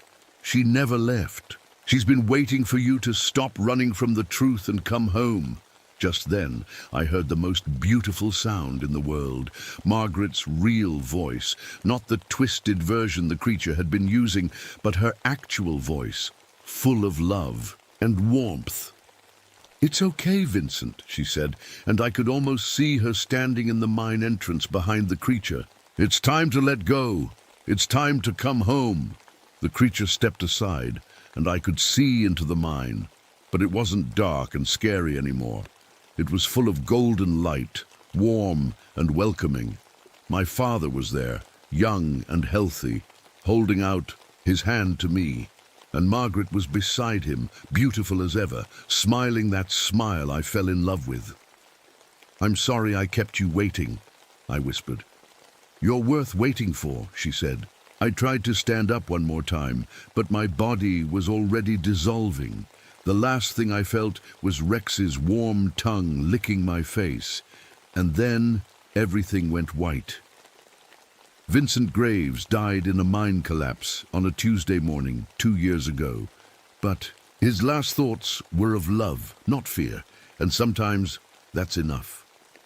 Rex watched his master disappear, not die, disappear, like smoke in the wind. One moment Vincent was there lying on the rocky ground, blood on his lips and peace in his eyes. The next moment there was nothing but empty clothes and the smell of coal dust. The dog had been sitting by Vincent's body for 2 years. 2 long years in the dark mine, guarding his master's bones, waiting for him to wake up. Rex had grown thin and weak, surviving on rainwater and the few scraps he could find. His ribs showed through his patchy fur, and his one good eye was cloudy with age and sadness. But he had never left, not once.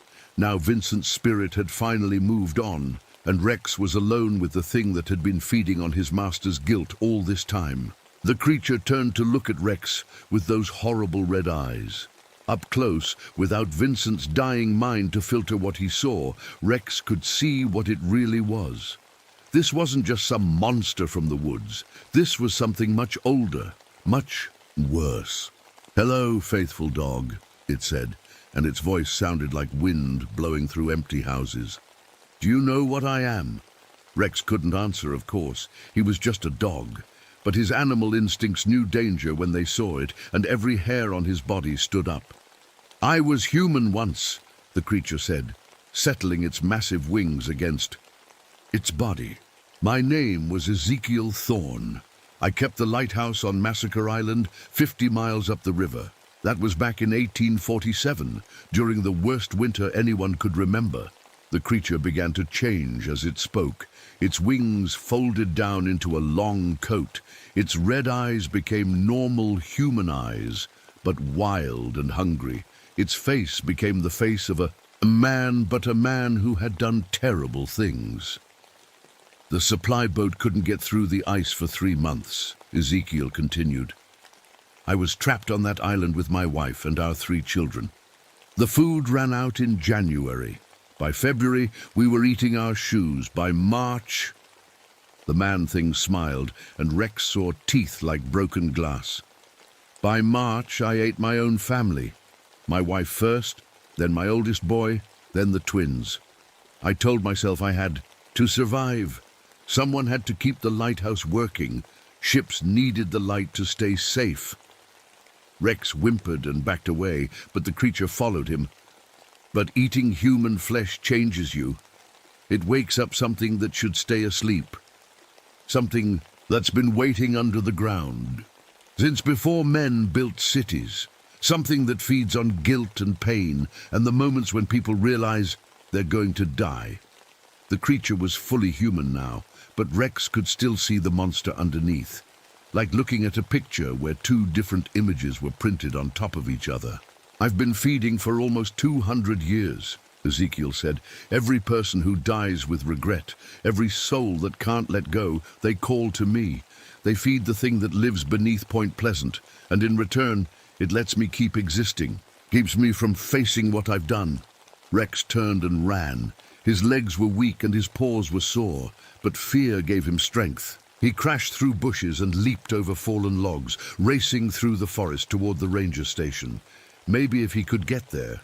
Maybe if he could warn someone. But dogs can't talk. Dogs can't explain about creatures that used to be men, or about ancient things that sleep under the ground. All Rex could do was bark and whine and hope someone would understand. Behind him, he could hear Ezekiel laughing. Not chasing him, just laughing, like Rex was a joke that only the monster understood. It took Rex 3 hours to reach the ranger station. His tongue was hanging out and his sides were heaving by the time he scratched at the door. When Ranger Johnson opened it, Rex tried to bark a warning, tried to tell him about the danger in the woods. "Well, hey there, boy," Johnson said, kneeling down to pet Rex. "Where'd you come from? You look terrible. When's the last time you had a good meal?" Rex barked and ran in circles, then ran back toward the forest. He stopped and looked back at Johnson, barking again. "Come with me," he was trying to say. "There's something you need to see." "You want me to follow you?" Johnson asked. "Is someone hurt out there?" Rex barked once. "Yes." Johnson grabbed his radio and called for backup, then followed Rex into the woods. 2 other rangers met them on the trail, and together they walked toward the old mine. Rex kept looking over his shoulder, making sure they were still following, urging them to hurry. But when they got to the mine entrance, all they found were some old clothes and a rusty mining helmet. Vincent's bones were there too, scattered and white, mixed in with much older bones that might have belonged to his father. "Looks like someone got lost in the mine system," Johnson said sadly. "Probably happened years ago. Poor guy." Rex whined and pawed at the clothes, trying to make them understand. This was Vincent.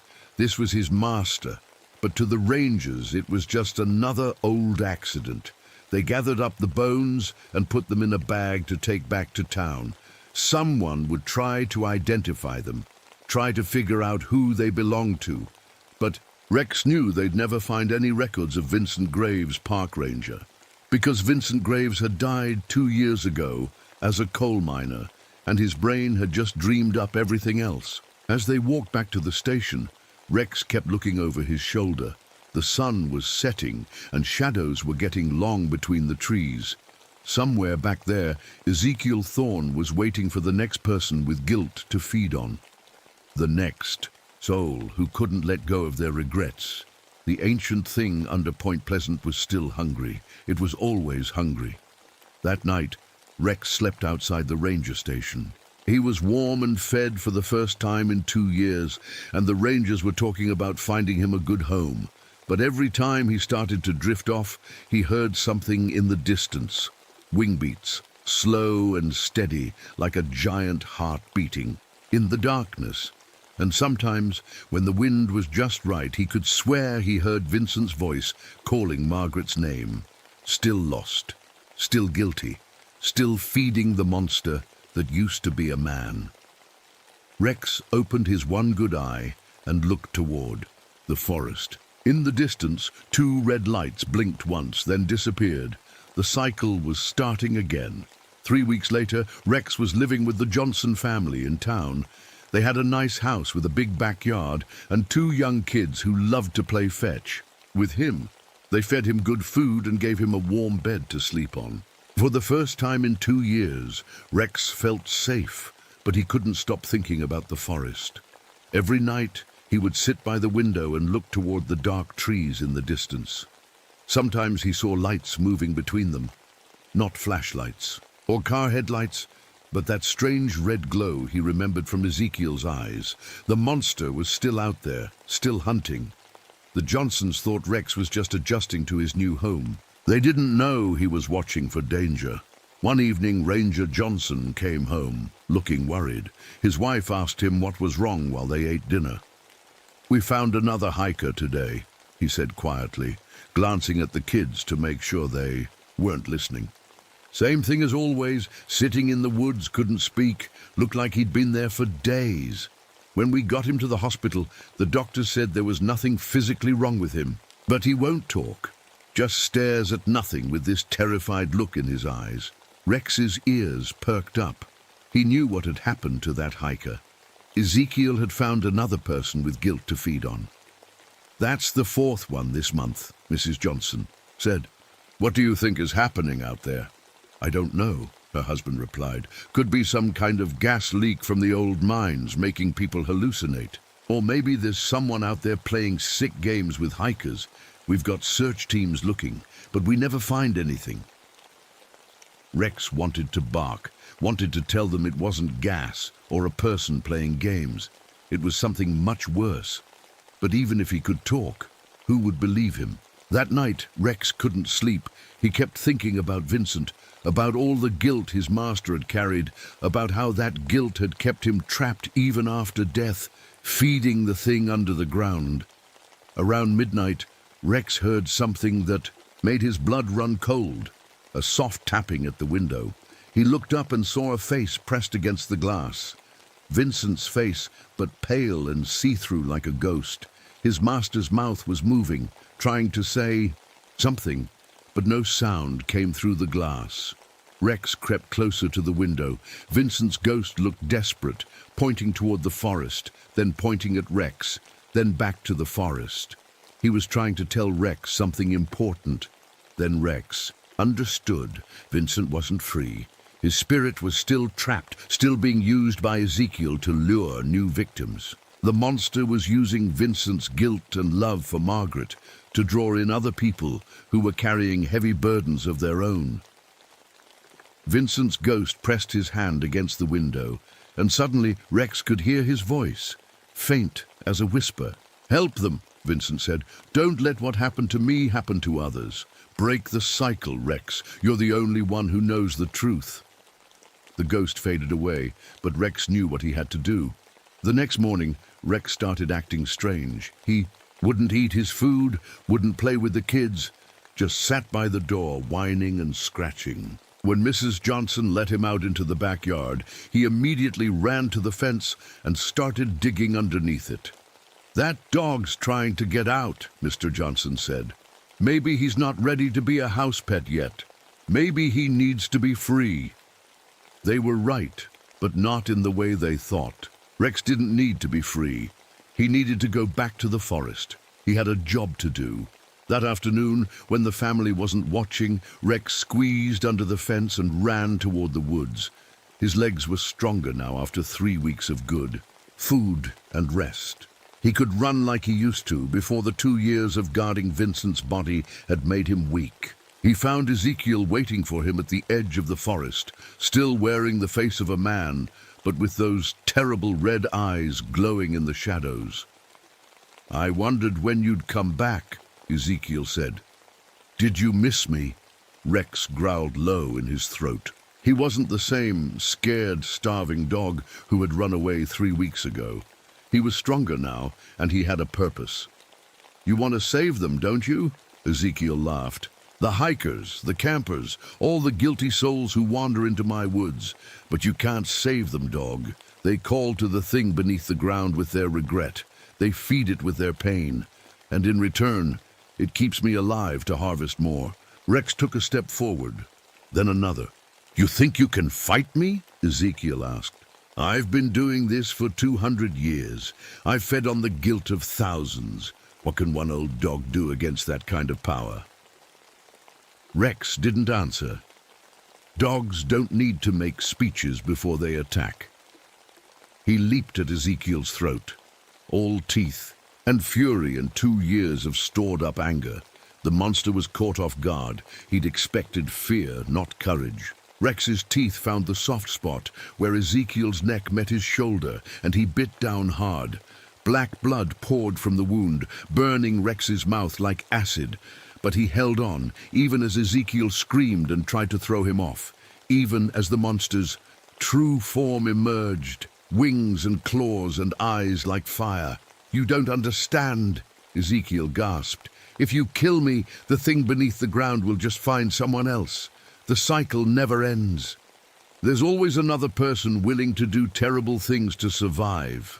Rex bit deeper. He understood perfectly. That's why he wasn't trying to kill Ezekiel. He was trying to take his place. As Ezekiel's blood filled Rex's mouth, the dog felt the change beginning, the ancient hunger waking up inside him, the connection to the thing that slept beneath Point Pleasant, always waiting, always feeding. But Rex was different from Ezekiel. Rex had spent 2 years learning about loyalty, about staying with someone even when it hurt, about protecting people instead of hurting them. When the transformation was complete, Rex looked down at Ezekiel's empty clothes with eyes that now glowed red in the darkness. He felt the ancient hunger, but he also felt something else, the memory of Vincent's love and Mrs. Johnson's kindness, and the laughter of children who had played with him in a sunny backyard. The thing beneath the ground whispered to him, promising power and eternal life in exchange for feeding it the guilt and pain of the dying. But Rex had a different plan. He would guard these woods, just like he had guarded Vincent's body. He would watch for people who wandered in carrying too much guilt and pain, but instead of feeding on them, he would guide them out. He would show them the way home. The ancient thing would go hungry, and maybe, after enough time, it would finally sleep forever. As the sun came up over Point Pleasant, a red-eyed creature with the heart of a loyal dog began his watch. In the distance, he could see Vincent's spirit one last time, finally at peace, walking hand in hand with Margaret toward a light that promised rest. The cycle was broken, but Rex would stand guard for as long as it took, making sure it stayed that way, because that's what good dogs do. They protect the people they love, even when those people can't protect themselves.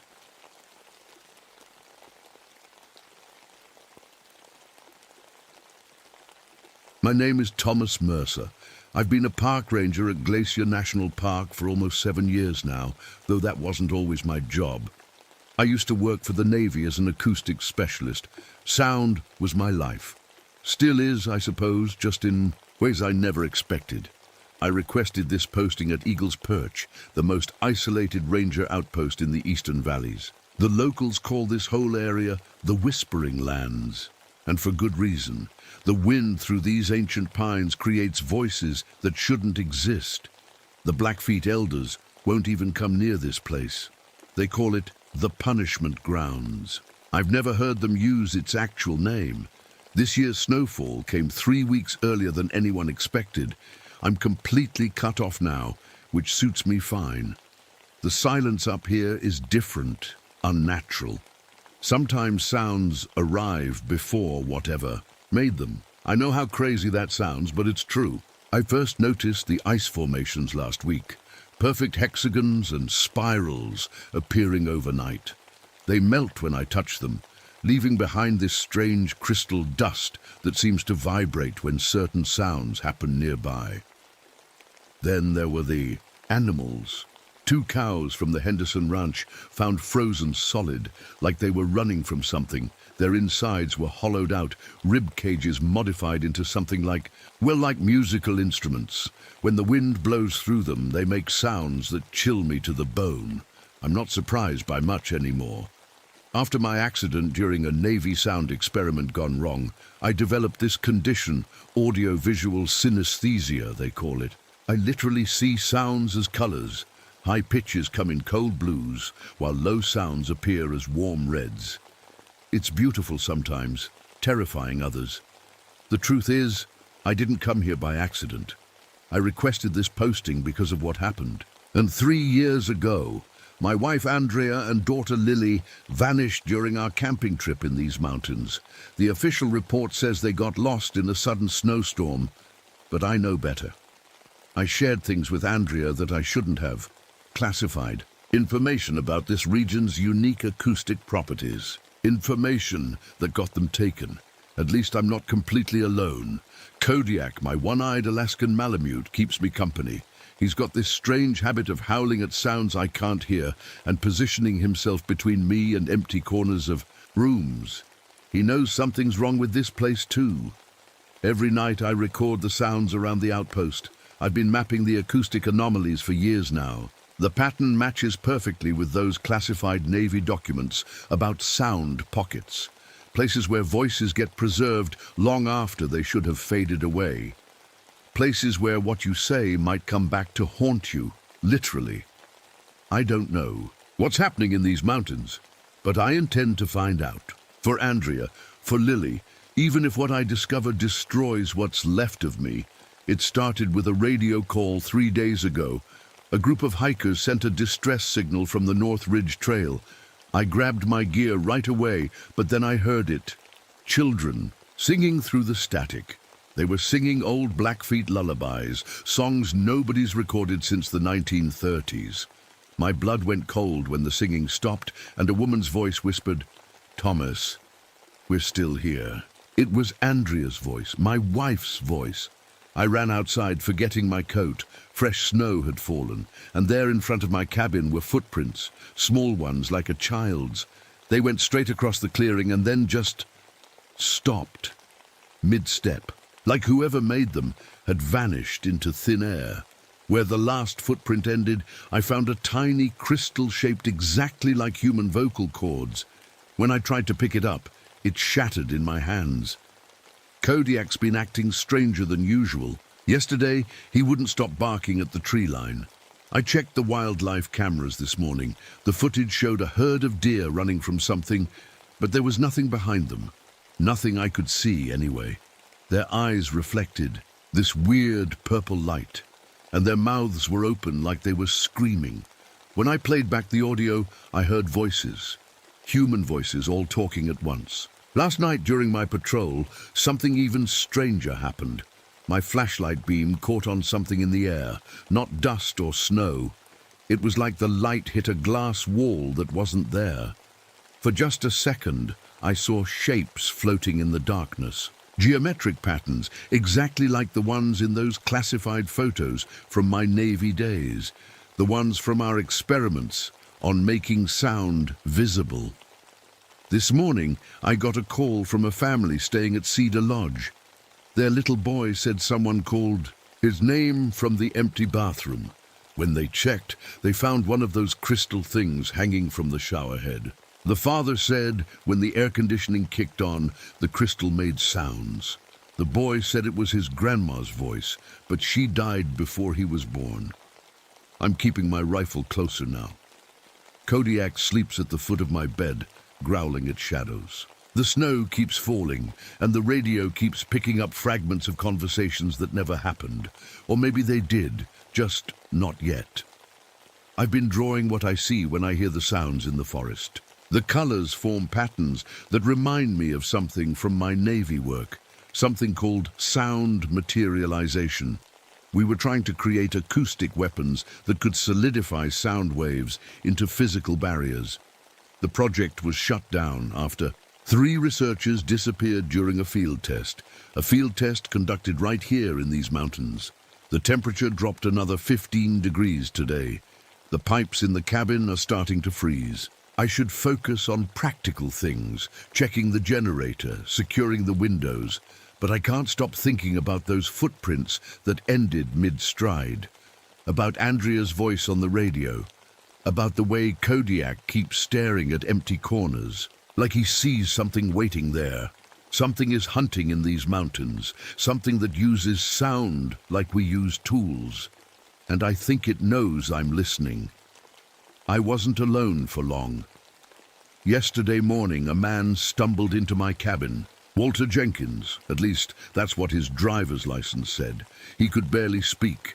His skin was blue with frostbite, but something was wrong with his throat. It looked see-through, like it was made of ice or glass. When he finally talked, it wasn't with one voice but many. He kept saying hollow people had stolen his voice but left him his screams. I checked his temperature. It was 15 degrees below what a human being should be able to survive. I wrapped him in blankets and tried to warm him up, but he just kept getting colder. By sunset, his skin had turned hard and shiny. Then, right before my eyes, he just broke apart, shattered like glass. All that was left was a perfect crystal, copy of his throat and voice box. When I touched it, I heard his thoughts, his last ones. He was thinking about his dog waiting at home. That night, my radio woke me up. Through the static, I heard Lily, my little girl.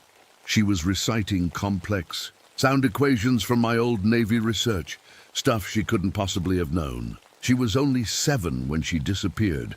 Kodiak went crazy this morning. He was barking at empty air in the kitchen, then attacked something I couldn't see. When he came back to me, his mouth was covered in a blue crystal substance that disappeared into thin air right in front of me. But I could see it go. It turned into sound waves, beautiful blue patterns that matched the failed experiment from my Navy days, the one that gave me my sound-seeing ability. And then I saw it, standing in my kitchen, not fully there, like looking at a person through clear ice. It was shaped like a human, but made entirely of frozen sound waves. I'm calling it the echo thief because that's what it does. It steals echoes, voices, sounds. It transforms people's throats into crystal chambers that make its voice louder. It didn't attack me, it just watched, its head tilted like it was curious. Then it stepped backward and disappeared. But I could still see traces of it with my special vision. Blue and red waves hanging in the air where it had been. I locked myself in the radio room and started digging through the old file cabinets. I found a journal from 1937, notes from government researchers who were here before. They encountered the same thing. It seems to wake up every 30 years, which means it was active when I was doing my Navy work here, and again when Andrea and Lily disappeared. The journal mentioned a cave on the north face of Hollow Mountain. Tomorrow I'm going to find it. I have to know what happened to my family. I have to know if what I saw in my kitchen is the same thing that took them. Kodiak won't leave my side. Now, he keeps making this low growl deep in his chest, not at anything specific, just constantly, like he's trying to create a shield of sound around us. The snow is still falling. The radio keeps picking up voices, and somewhere out in the darkness, the echo thief is hunting. I can feel it listening to every word I say, every sound I make. I don't think I should talk anymore tonight. I found the cave this morning. It was right where the old journal said it would be, hidden behind a wall of ice on the north face of Hollow Mountain. The entrance was marked with strange carvings, pictures of people with their mouths open and something flowing out of them. Beside the carvings were old diary pages, protected somehow from the weather. They talked about the stealing of voices as punishment for taking sacred Blackfeet songs. The deeper I went into the cave, the more I learned. The echo thief isn't new. It's ancient. The Blackfeet called it cold that speaks, according to their stories. It was created when white settlers stole their sacred songs. The tribe had to sing constantly around their camps to keep it away. But the worst discovery was yet to come. In a small chamber lined with strange blue crystals, I found a box of files, Navy files, my files. All my research on the unique sound properties of these mountains was there, and that's when I realized the horrible truth. My work didn't just study the echo thief. It made it stronger. The Navy knew about the entity. They'd known since the 1930s. My classified sound experiments were really about finding ways to control it, to use it as a weapon. And when I shared some of that research with Andrea, trying to explain why I was always gone, on training missions, I might as well have painted a target on my family. They weren't taken randomly. They were taken as payment, retribution for my unwitting role in amplifying the ancient sound patterns that gave the echo thief its power. As I was leaving the cave, my radio crackled to life. The ranger station on the western ridge was sending a team to check on me. I tried to warn them to stay away, but the connection died before I could get the message through. Back at my cabin, I noticed something strange about Kodiak. He kept running in circles, barking at different spots on the walls. When I looked at those spots with my sound sight, I saw weak points, places where the sound waves bent and twisted unnaturally. It was then I realized my condition might be the key to fighting this thing. I can see the frequencies it uses. I can see where it's vulnerable. That night, I started experimenting. I played different tones on my old guitar and watched how the sound colors changed in the air. Certain notes made the air shimmer with what looked like pain. My Navy training was coming back to me. All those hours studying how to use sound as a weapon. I discovered that constantly changing tones disrupt the echo thief's ability to hold itself together. It can't stay solid if the sound keeps shifting, so I rigged up some old speakers to play randomly changing frequencies. It's not perfect protection, but it's something. But there's a problem. Human singing works much better than electronic sounds, but only if the songs don't mean anything personal to you.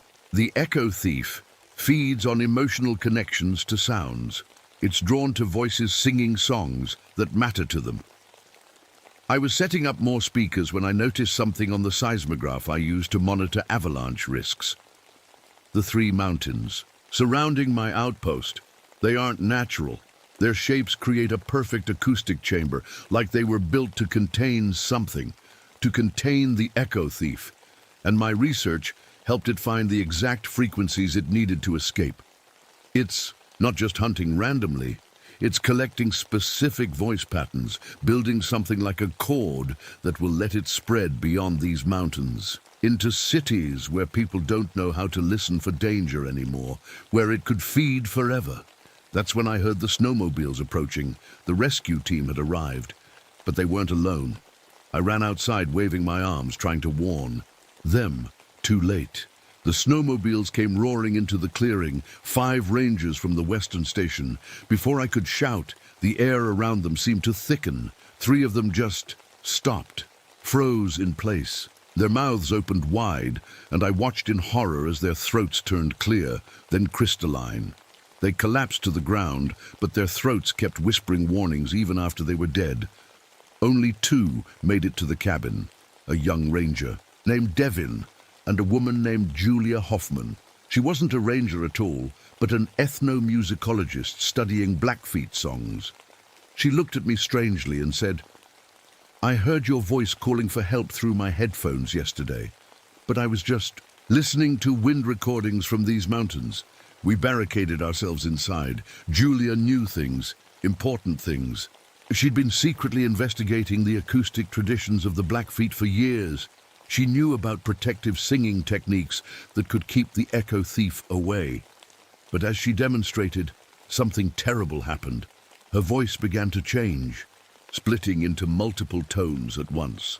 She stopped mid-sentence, her eyes wide with fear, and suddenly started singing old Blackfeet protection songs. She couldn't stop herself. "We have to leave," I told them. "Now. My truck won't start, but we can take your snowmobiles." We grabbed supplies and ran for the vehicles. Kodiak stayed close to my legs, growling at the darkness around us. The snowmobiles started up fine, and for a moment I thought we might make it. We were halfway down the mountain when Julia, riding behind Devin, started humming. Just a simple lullaby, something from her childhood. She told me later she couldn't help it, like the song was pulled out of her. Both engines died instantly. The metal parts turned to crystal before our eyes, then shattered. We were stranded in the middle of nowhere with night falling and the temperature dropping fast. "There's a research station about 3 miles east," Devin said. "We might make it on foot." We hadn't gone half a mile when we found the cave entrance. It wasn't there before. I know these mountains like the back of my hand. But there it was, lined with bodies, not dead ones, preserved ones. Men and women from different times, all frozen in various stages of transformation. Their rib cages and skulls had been changed, turned into what looked like musical instruments or antennas, all pointing deeper into the cave. And from inside, we could hear voices, old recordings playing on a loop, experiments from 1937. The same sounds I'd studied in my Navy days, the same patterns I'd mapped. "We need to go in," Julia said, her voice still not quite her own. "That's where it lives. That's where your family will be." Devin refused. He said he was going to try for the research station. We watched him disappear into the snow. We never saw him again. Julia and I entered the cave, Kodiak leading the way. The deeper we went, the stranger sound became. Our whispers echoed loudly, while our shouts faded to nothing. Distance and closeness stopped making sense. It was like being underwater, but with sound instead of water. The center of the cave opened into a massive chamber filled with crystal structures, a perfect acoustic lens focusing all sound to a central formation. It looked exactly like the classified diagrams from my Navy research, but these weren't built by human hands. They were ancient. My work hadn't created this technology, it had been copied from it. And there, tending to the crystals like gardeners, were 2 figures with translucent skin. Andrea and Lily, my wife and daughter. They were alive, sort of. Their skin was clear like glass, with crystal vocal cords visible inside them. Their eyes reflected purple light. They moved together, in perfect sync, tending to thousands of crystal formations growing like coral along the walls. "Echo chimes," Julia whispered. "That's what the Blackfeet called them. Each one contains a voice moment, a preserved sound from someone who disappeared." My family didn't recognize me. They just kept working, harvesting sounds, feeding them to the crystal formations. Julia studied them with scientific detachment despite her fear. "They're caretakers now," she said. "Incubators for the echo thief's offspring. Their bodies create perfect environments for harvesting emotional resonance from sounds." I called Lily's name. Her head turned slightly, but there was no recognition in her eyes, just a brief pause before she went back to tending the crystals. That's when we felt it coming. The temperature dropped suddenly, the air thickened, and Kodiak began to growl. The echo thief was returning to its nest, and we were trapped inside. It came through the walls, not entering the cave, but becoming part of it. The echo thief in its full form was nothing like the human-shaped thing I'd seen in my kitchen. This was massive, a shifting crystal structure that couldn't decide if it was solid, liquid, or gas. Its body was made of thousands of human voice, boxes arranged in impossible patterns, all connected and moving together. When it spoke, every voice it had ever stolen came out at once. Children calling for their mothers, old men praying, women singing lullabies, all talking together, creating a sound that froze us in place. I couldn't move, couldn't think straight. The voices triggered too many emotions at once, fear, love, sadness, joy, all contradicting each other. "It's been here since the beginning," Julia whispered, somehow fighting through the paralysis. "Since humans first used sound as weapon, and prayer." I looked at the thing with my sound sight and understood. The echo thief existed across multiple dimensions of sound. It couldn't be destroyed completely. But my Navy research had accidentally shown it how to expand beyond the mountains that had been its prison for centuries. That's when Kodiak acted. My loyal dog, who had stayed by my side through everything, charged straight at the creature. His howl changed as he ran, hitting a frequency that made the crystal entity shudder. For a moment, its perfect structure cracked, revealing the central chamber where all sound was collected. Kodiak didn't survive. The echo thief swallowed him, turning him instantly to crystal that shattered across the floor. But his sacrifice gave us our chance. "There's a sealing song," Julia said quickly, her ethnomusicology knowledge connecting with my acoustic expertise. "The Blackfeet used it to contain this thing for 30-year cycles, but it requires sacrifice, half your vocal range. You have to give part of your voice to create the acoustic boundary." I looked at what remained of my family, Andrea and Lily, transformed into caretakers for this ancient horror. I thought of all the other victims through the years, of Walter Jenkins, who just wanted to go home to his dog, of the 3 rangers who died outside my cabin. "Tell me what to do," I said. Julia showed me the notes, the pattern, the rhythm. It was complex, a harmony that would create a wall of sound around the entity. But there was a cost. To perform it correctly, I would have to surrender half my vocal range permanently. "If we do this," she said, "they stay trapped. Your family, everyone it's taken. They remain part of it inside the mountain." I nodded. I had already lost them 3 years ago. What remained weren't my wife and daughter anymore. We began to sing together, our voices creating patterns I could see with my sound sight, walls of blue and red light surrounding the crystal entity. It fought back, sending waves of sound that knocked us down, that tried to crystallize our throats mid-song. Julia fell first. The transformation started at her neck and spread quickly, but she kept singing, even as her body became the central resonance chamber for our sound barrier. Her consciousness remained somehow, her eyes tracking me as I continued. The sealing ritual alone. I felt the change happening in my throat.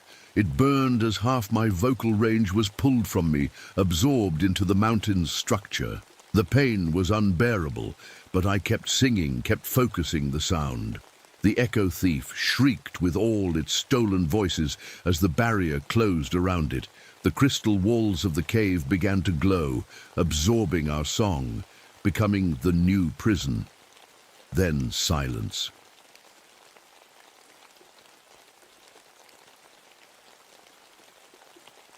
"My name is Helen Murphy, and I'm a park ranger in the Chippewa National Forest in Minnesota.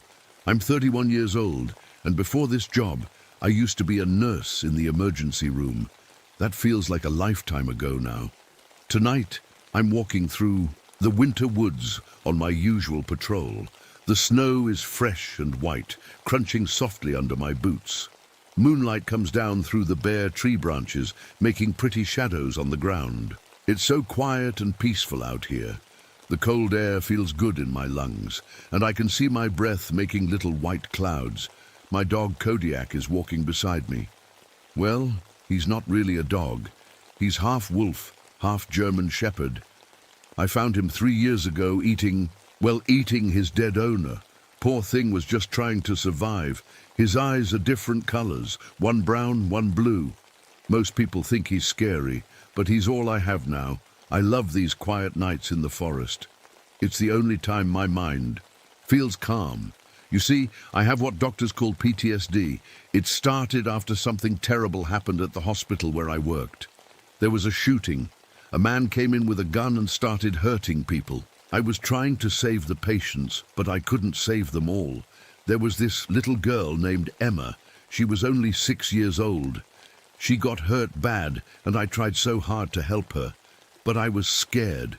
The shooter was gone, but I was shaking so much I couldn't think straight. Emma died on my table while I stood there like a scared little kid. Her lips turned blue and her eyes, they just stared at nothing. I quit nursing after that, couldn't handle hearing ambulance sounds anymore. My hands would shake every time I heard those sirens.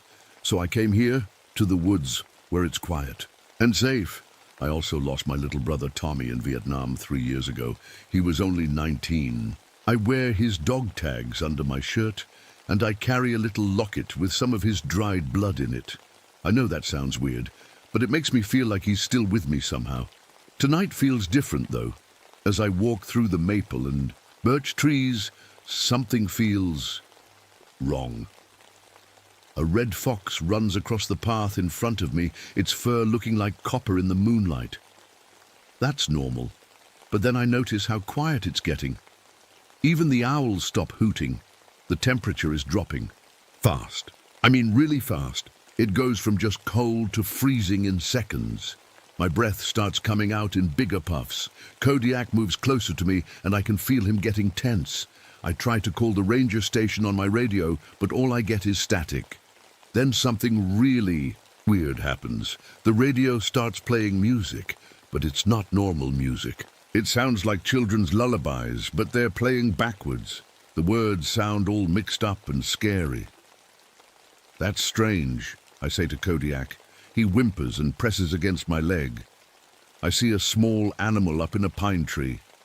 It's a pine marten, just sitting there watching me. When it sees me looking, it makes a chattering sound and runs away.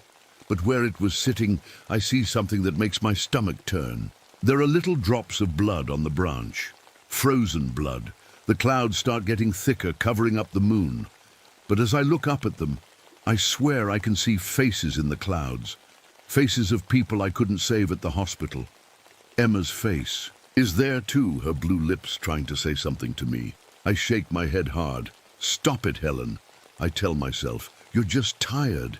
But then I look at the trail ahead, and something is really wrong.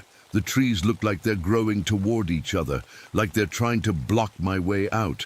And my footprints from earlier, the ones I made when I walked this same path an hour ago, they're not filled with snow anymore.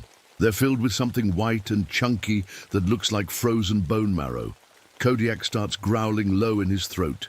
His different-colored eyes are wide with fear. Whatever is happening, he can feel it too. The forest that usually makes me feel safe now feels like it's watching me, like I'm inside something's stomach, and it's slowly starting to digest me. I pull my coat tighter and keep walking, but my hand moves to the gun on my belt. Something is very, very wrong in these woods tonight. I keep walking through the woods, trying to tell myself everything is normal, but my heart is beating faster. Now, Kodiak stays close to my side, and I can hear him breathing hard through his nose. Dogs know things before we do. My grandmother always said that. About a mile ahead is the research station where Dr. Rodriguez and his team have been studying. Winter wildlife, I should check on them. It's part of my job, and maybe they can explain what's wrong with my radio. The station is a small wooden building with big windows and a metal roof. Usually there are lights on inside, but tonight it's completely dark. That's the first thing that bothers me. Dr. Rodriguez always works late. I walk up to the front door and knock. Hello, Dr. Rodriguez? It's Helen, the park ranger. No answer. I try the door handle. It's not locked, so I push it open. The smell hits me right away. It's like something died in there, but there's also a weird sweet smell mixed in. Like peppermint candy, but wrong somehow. Hello? I call again, louder this time. I turn on my flashlight and step inside. The beam of light moves across the room, and I see Dr. Rodriguez sitting at his desk. He looks normal at first.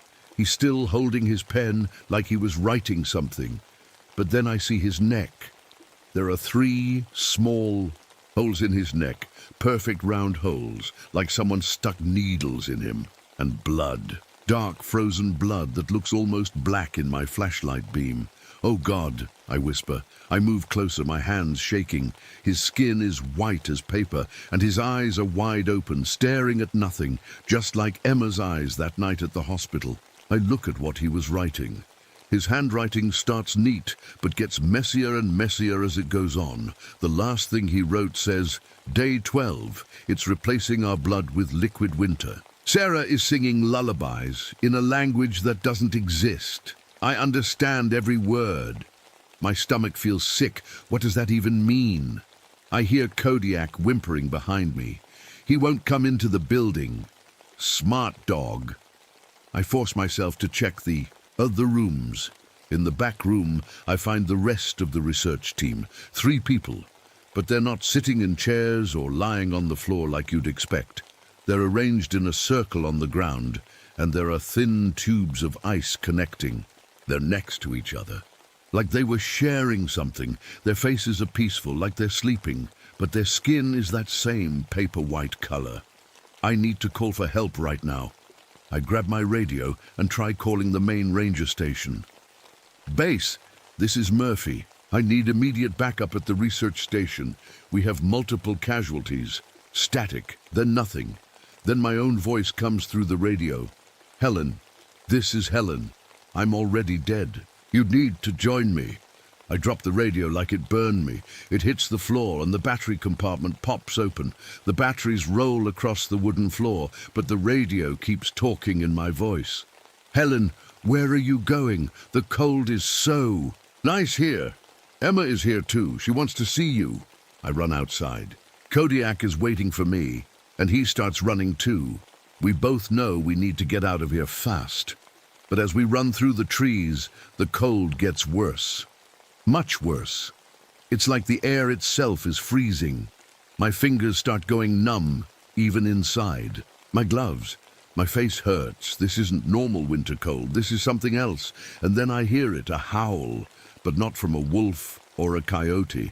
It sounds like a person screaming, but stretched out long and echoing through the trees. It sounds like my brother Tommy screaming in pain. The howl comes from in front of us, then behind us, then from both sides. Like whatever is making that sound is everywhere at once.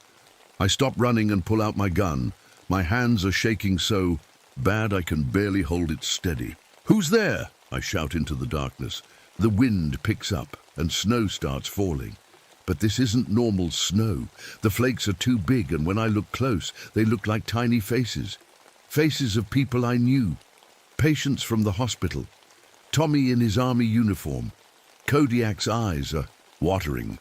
One eye is crying red tears. The other is crying clear liquid that looks like melted ice. We need to get out of here, I tell him. But when I look around, I don't know which way leads back to the ranger station. All the trees look the same now. The trail I walked on before is gone.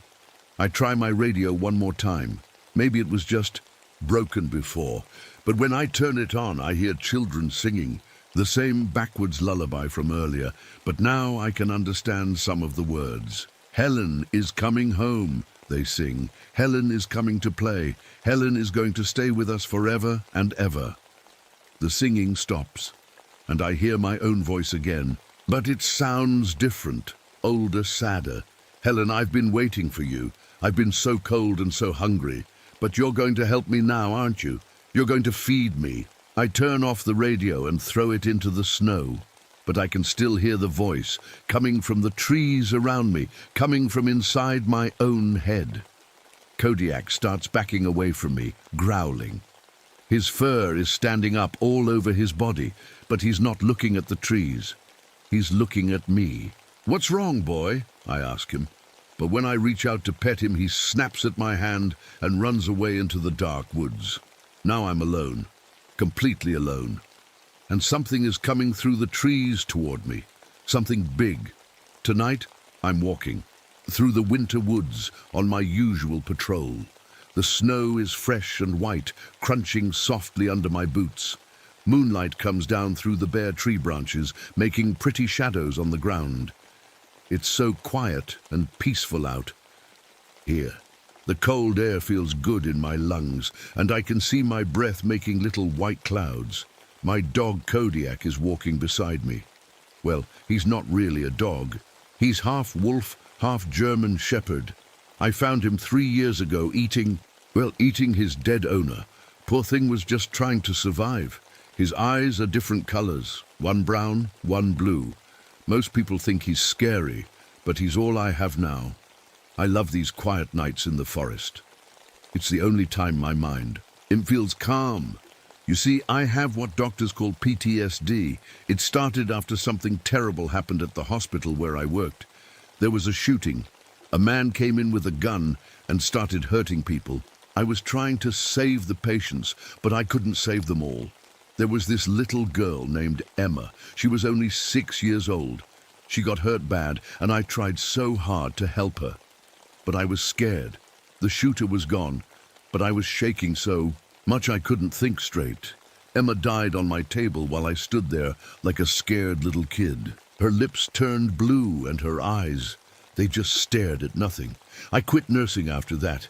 Couldn't handle hearing ambulance sounds anymore. My hands would shake every time I heard those sirens. So I came here, to the woods, where it's quiet and safe. I also lost my little brother Tommy in Vietnam 3 years ago. He was only 19. I wear his dog tags under my shirt, and I carry a little locket with some of his dried blood in it. I know that sounds weird, but it makes me feel like he's still with me somehow. Tonight feels different, though. As I walk through the maple and birch trees, something feels wrong. A red fox runs across the path in front of me, its fur looking like copper in the moonlight. That's normal. But then I notice how quiet it's getting. Even the owls stop hooting. The temperature is dropping. Fast. I mean really fast. It goes from just cold to freezing in seconds. My breath starts coming out in bigger puffs. Kodiak moves closer to me, and I can feel him getting tense. I try to call the ranger station on my radio, but all I get is static. Then, something really weird happens. The radio starts playing music, but it's not normal music. It sounds like children's lullabies, but they're playing backwards. The words sound all mixed up and scary. That's strange, I say to Kodiak. He whimpers and presses against my leg. I see a small animal up in a pine tree. It's a pine marten, just sitting there watching me. When it sees me looking, it makes a chattering sound and runs away. But where it was sitting, I see something that makes my stomach turn. There are little drops of blood on the branch, frozen blood. The clouds start getting thicker, covering up the moon. But as I look up at them, I swear I can see faces in the clouds. Faces of people I couldn't save at the hospital. Emma's face is there too, her blue lips trying to say something to me. I shake my head hard. Stop it, Helen, I tell myself. You're just tired. But then I look at the trail ahead and something is really wrong. The trees look like they're growing toward each other, like they're trying to block my way out. And my footprints from earlier, the ones I made when I walked this same path an hour ago, they're not filled with snow anymore. They're filled with something white and chunky that looks like frozen bone marrow. Kodiak starts growling low in his throat. His different colored eyes are wide with fear. Whatever is happening, he can feel it too. The forest that usually makes me feel safe now feels like it's watching me, like I'm inside something's stomach and it's slowly starting to digest me. I pull my coat tighter and keep walking, but my hand moves to the gun on my belt. Something is very, very wrong in these woods tonight. The thing moving through the trees is huge, at least 12 feet tall, maybe more. It's so thin, it looks like a skeleton covered with white skin. Its arms and legs are way too long, and they bend in places that aren't right, like it has extra joints that people don't have. I can see right through its skin. Instead of blood moving through its body, there's something black flowing in its veins, something that moves like smoke. I raise my gun and fire 3 shots. The bullets go right through it like it's made of air. The thing doesn't even slow down. Then it speaks, and my heart almost stops beating. It's Emma's voice, the little girl who died on my table at the hospital. "Hello, Helen," it says in that sweet 6-year-old voice. "You let me die, remember? The shooter was gone, but you were too scared to help me. I felt everything. I felt my heart stopping while you just stood there." "That's not true," I whisper. But even as I say it, I know it is true. I was so scared that night. So scared I froze up when Emma needed me most. The creature gets closer. Now I can see its face clearly. It changes as I watch. Sometimes it looks like Emma with her blue lips and cold skin. Sometimes it looks like Tommy with jungle rot eating away at his face. Sometimes it looks like Dr. Rodriguez with those 3 holes in his neck. "You became a nurse to help people," it says, now in Tommy's voice. "But you're just a coward. You run away when people need you. You ran away from the hospital. You ran away from our family when I died. And now you're going to run away again. I want to run, but my legs won't move. The cold is getting into my bones now. I look down at my hands and see my fingers turning black. Frostbite. The same kind I saw on homeless people who froze to death outside the hospital. I tried to save them, I say. My voice sounds small and weak. Did you? The creature asks. Now it sounds like my own voice, but wrong somehow. Or did you just tell yourself that so you could sleep at night? I remember that night at the hospital so clearly now. The shooter came in screaming and waving, his gun around. He shot 3 people before the police got him, but he was gone when they brought Emma to me. She was bleeding from her stomach, and her little hand grabbed mine. "Help me," she whispered. "Please don't let me die." But I just stood there. My hands were shaking too much to start an IV. I kept dropping things. I called for the doctor, but he was busy with the other victims. And while I stood there being useless, Emma's blood pressure dropped. Her lips turned blue. Her little heart stopped beating. "You could have saved me," the creature says in Emma's voice, "but you were thinking about yourself, about how scared you were, about how you didn't want to make a mistake. So you made the biggest mistake of all. You did nothing." The thing reaches out with one of its long, twisted arms. Its fingers are like icicles, and when it touches my face, it burns from the cold. "Let me show you something," it whispers. Suddenly, I'm not in the forest anymore. I'm back at the hospital, that night. But this time, I'm watching myself from outside my body. I see myself standing over Emma's small body, hands shaking, tears running down my face. And I see what I really did that night. I gave up. I stopped trying. I let my fear win. "No," I say, "I tried my best." "Look closer," the creature says. I watch myself in the memory. Emma is still alive. Her heart is still beating weakly. There's still time. But instead of trying to save her, I see myself step back from the table. I see myself turn away while she calls my name. I left her there to die alone. "Now do you remember?" the creature asks. I'm back in the forest, and the thing is standing right in front of me.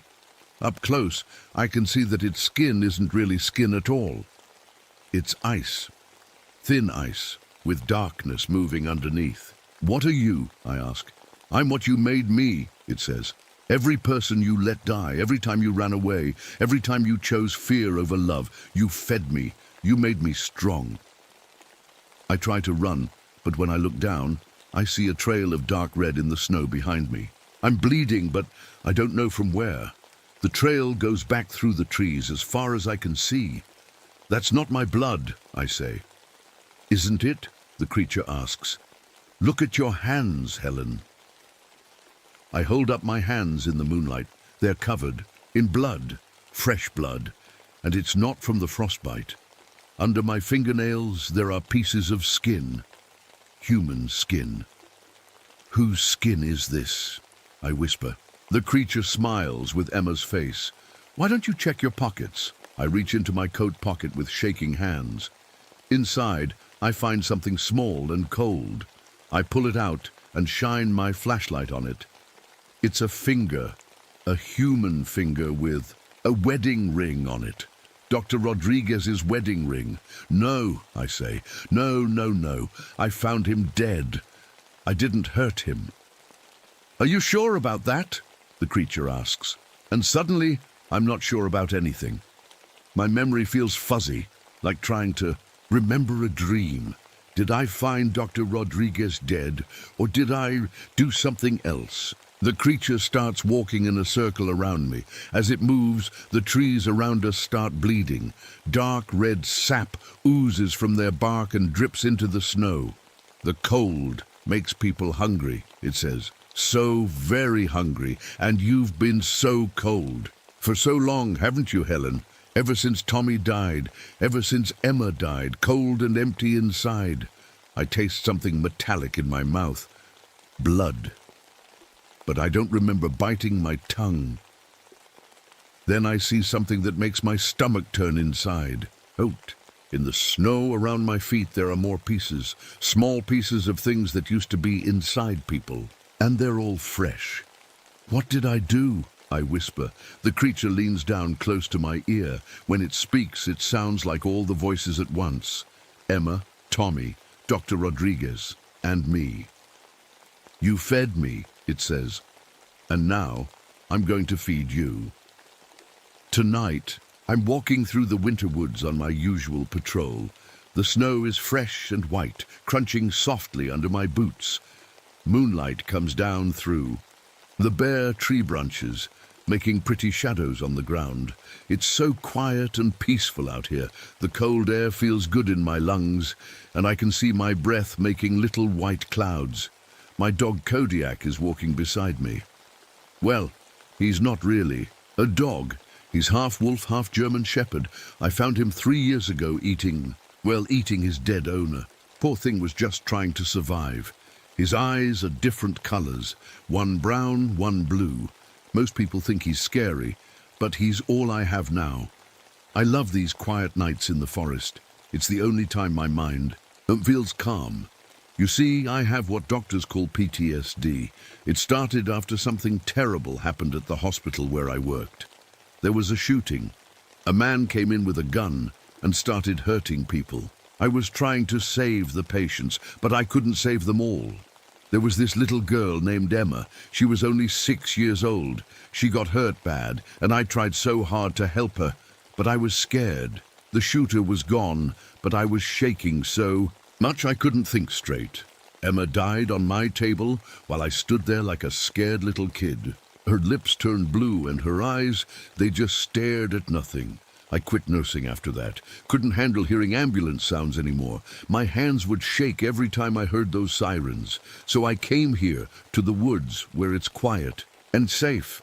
I also lost my little brother Tommy in Vietnam 3 years ago. He was only 19. I wear his dog tags under my shirt, and I carry a little locket with some of his dried blood in it. I know that sounds weird, but it makes me feel like he's still with me somehow.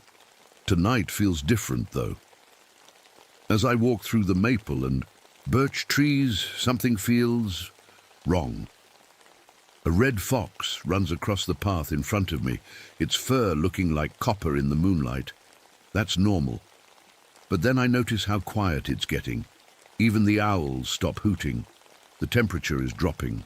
Fast. I mean really fast. It goes from just cold to freezing in seconds. My breath starts coming out in bigger puffs. Kodiak moves closer to me, and I can feel him getting tense.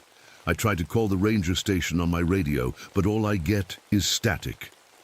Then something really weird happens. The radio starts playing music, but it's not normal music. It sounds like children's lullabies, but they're playing backwards. The words sound all mixed up and scary. That's strange, I say to Kodiak. He whimpers and presses against my leg. I see a small animal up in a pine tree. It's a pine marten, just sitting there watching me. When it sees me looking, it makes a chattering sound and runs away. But where it was sitting, I see something that makes my stomach turn. There are little drops of blood on the branch. Frozen blood. The clouds start getting thicker, covering up the moon. But as I look up at them, I swear I can see faces in the clouds. Faces of people I couldn't save at the hospital. Emma's face is there too, her blue lips trying to say something to me. I shake my head hard. Stop it, Helen, I tell myself. You're just tired. But then I look at the trail ahead, and something is really wrong. The trees look like they're growing toward each other, like they're trying to block my way out. And my footprints from earlier, the ones I made when I walked this same path an hour ago, they're not filled with snow anymore. They're filled with something white and chunky that looks like frozen bone marrow. Kodiak starts growling low in his throat. His different colored eyes are wide with fear. Whatever is happening, he can feel it too. The forest that usually makes me feel safe now feels like it's watching me, like I'm inside something's stomach and it's slowly starting to digest me. I pull my coat tighter and keep walking, but my hand moves to the gun on my belt. Something is very, very wrong in these woods tonight. I drop Dr. Rodriguez's finger in the snow and wipe my hands on my coat, but the blood won't come off. It just smears around, making my hands look worse. This isn't real, I say out loud. I'm having a breakdown. That's all this is. But the creature laughs, and it sounds like wind blowing through dead leaves. "Oh, Helen," it says in Emma's sweet voice. "You still don't understand, do you? You're not having a breakdown? You're having a breakthrough. You're finally seeing the truth." "What truth?" I ask, but I'm afraid of the answer. The truth about what you really are. The creature moves closer, and as it does, the air around me gets so cold that my breath turns to ice crystals before it even leaves my mouth. "Let me show you," it whispers. Suddenly, I'm not standing in the forest anymore. I'm watching myself from far away, like I'm a ghost floating above everything. I see myself 3 weeks ago, walking through these same woods on patrol, but in this memory, I'm not alone. Dr. Rodriguez is with me. He's alive and talking, showing me some tracks in the snow. He's excited about something he found. "Look at this, Helen," he says, pointing to strange marks in the snow. "These aren't from any animal I know, they're too big, and look at the spacing between them." I watch myself in the memory lean down to look at the tracks. But something's wrong with my face. My eyes look different, hungry. "You should head back to the station," I hear myself say to Dr. Rodriguez. "It's getting dark." "You're right," he says. "Want to come back with me? I can show you some of the data we've been collecting." I watch myself smile, but it's not a nice smile. "Sure," I say. "I love to see what you've been working on." The memory changes. Now I'm inside the research station with Dr. Rodriguez and his team. They're showing me charts and photos of animal tracks. They're so excited about their work, so trusting.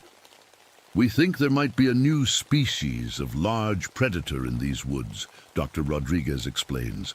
"Something that's never been documented before." "That's fascinating," I hear myself say. But I'm not looking at their charts. I'm looking at their necks, at the veins showing under their skin. The memory jumps forward. It's later that same night. The research team is asleep in their bunks. I watch myself creep through the station with something sharp in my hand, a medical scalpel from my old nursing kit. "No," I whisper, watching from outside the memory. "No, I didn't do this." But I did. I watch myself lean over Dr. Rodriguez while he sleeps. I watch myself make 3 small, precise cuts in his neck. He wakes up, but I hold him down with strength I shouldn't have. His eyes are wide with fear and confusion. "Helen," he whispers, "what are you doing?" I watch myself put my mouth to the holes in his neck and actually drink his blood, like it's water, and I've been dying of thirst. "Oh God," I say, back in the present moment in the forest. "Oh God, what did I do?" "You fed," the creature says simply, "just like I taught you." The memories keep coming now, faster and faster. I see myself doing the same thing to the other researchers. I see myself arranging their bodies in that circle, connecting them with tubes of ice, so their remaining blood would freeze and preserve. But the worst memory is yet to come. I see myself from 2 months ago, before any of this started. I'm in my cabin, alone and crying. I'm holding Tommy's dog tags and looking at a photo of Emma. I'm so sad, so empty inside. I haven't eaten in days, haven't slept in weeks. I want to be with them. I hear myself whisper, "I want to die." And that's when she first appeared, a woman in old-fashioned clothes, pale as snow, with long black hair.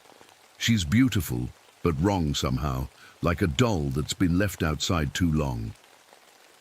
"Hello, Helen," she says in a voice like winter wind.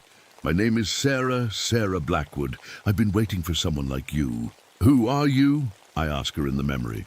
"I'm someone who understands loneliness," she says. "Someone who knows what it's like to lose everyone you love. I died in these woods a long time ago, in the winter of 1847. My children were starving, and my husband was gone. I did terrible things to survive, 8 terrible things. I watch myself listen to her, and I can see the hunger starting in my eyes. The cold makes you so hungry, Sarah continues. And when you're hungry enough, when you're empty enough inside, you'll do anything to fill that emptiness. Even eat the warm parts of people you used to care about. That's sick, I hear myself say, but I don't move away from her. Is it? She asks. Or is it just survival? You're already dead inside, Helen. You died the night Emma died. You died when Tommy died. Your body just hasn't figured it out yet. In the memory, I see myself reaching out to touch Sarah's cold hand. And the moment our skin touches, I feel it. The hunger. The terrible, gnawing hunger that feels like my stomach is eating itself from the inside. I can make the pain stop, Sarah whispers. I can make you strong. I can give you a family that will never leave you. And I said yes. God help me, I said yes. Back in the present, I'm on my knees in the snow, crying so hard I can barely breathe. The creature I've been. Seeing, I gasp. It's not real, is it? I'm as real as you are, Sarah's voice says from right behind me. I turn around, and there she is. Not the tall, twisted thing from before, just a woman in a dirty old dress, with kind eyes and a sad smile. You are the creature, I whisper. We both are, she says. I made you like me, Helen. A Wendigo. We're the same now. I look down at my hands. They're not frostbitten anymore. They're pale white, and underneath the skin, I can see darkness moving instead of blood. How long? I ask. 2 months, Sarah says. You've been feeding for 2 months. The research team was just your latest meal. I remember now, all of it. The hikers I found alone on the trails, the hunters who never made it home, the way their warm blood tasted when I was so cold and empty inside. A howl echoes through the forest, and I realize it's coming from me. And then I hear barking. Kodiak comes running through the trees, but he's not running to me. He's running at me, his teeth bared, ready to attack. He's not my pet anymore. He's trying to kill the monster I've become. Good boy, I whisper as he leaps at my throat. Good boy. Tonight, I'm walking through the winter woods on my usual patrol. The snow is fresh and white, crunching softly under my boots. Moonlight comes down through the bare tree branches, making pretty shadows on the ground. It's so quiet and peaceful out here. The cold air feels good in my lungs, and I can see my breath making little white clouds. My dog, Kodiak, is walking beside me. Well, he's not really a dog. He's half wolf, half German shepherd. I found him 3 years ago eating his dead owner. Poor thing was just trying to survive. His eyes are different colors, one brown, one blue. Most people think he's scary, but he's all I have now. I love these quiet nights in the forest. It's the only time my mind feels calm. You see, I have what doctors call PTSD. It started after something terrible happened at the hospital where I worked. There was a shooting. A man came in with a gun and started hurting people. I was trying to save the patients, but I couldn't save them all. There was this little girl named Emma. She was only 6 years old. She got hurt bad, and I tried so hard to help her. But I was scared. The shooter was gone, but I was shaking so much I couldn't think straight. Emma died on my table while I stood there like a scared little kid. Her lips turned blue and her eyes, they just stared at nothing. I quit nursing after that. Couldn't handle hearing ambulance sounds anymore. My hands would shake every time I heard those sirens. So I came here to the woods where it's quiet and safe. I also lost my little brother Tommy in Vietnam 3 years ago. He was only 19. I wear his dog tags under my shirt, and I carry a little locket with some of his dried blood in it. I know that sounds weird, but it makes me feel like he's still with me somehow. Tonight feels different, though. As I walk through the maple and birch trees, something feels wrong. A red fox runs across the path in front of me, its fur looking like copper in the moonlight. That's normal. But then I notice how quiet it's getting. Even the owls stop hooting. The temperature is dropping. Fast, I mean really fast. It goes from just cold to freezing in seconds. My breath starts coming out in bigger puffs. Kodiak moves closer to me and I can feel him getting tense. I try to call the ranger station on my radio, but all I get is static. Then something really weird happens. The radio starts playing music, but it's not normal music. It sounds like children's lullabies, but they're playing backwards. The words sound all mixed up and scary. That's strange, I say to Kodiak. He whimpers and presses against my leg. I see a small animal up in a pine tree. It's a pine marten, just sitting there watching me. When it sees me looking, it makes a chattering sound and runs away. But where it was sitting, I see something that makes my stomach turn. There are little drops of blood on the branch, frozen blood. The clouds start getting thicker, covering up the moon. But as I look up at them, I swear I can see faces in the clouds. Faces of people I couldn't save at the hospital. Emma's face is there too, her blue lips trying to say something to me. I shake my head hard. Stop it, Helen, I tell myself. You're just tired. But then I look at the trail ahead, and something is really wrong. The trees look like they're growing toward each other, like they're trying to block my way out. And my footprints from earlier, the ones I made when I walked this same path an hour ago, they're not filled with snow anymore. They're filled with something white and chunky that looks like frozen bone marrow. Kodiak starts growling low in his throat. His different-colored eyes are wide with fear.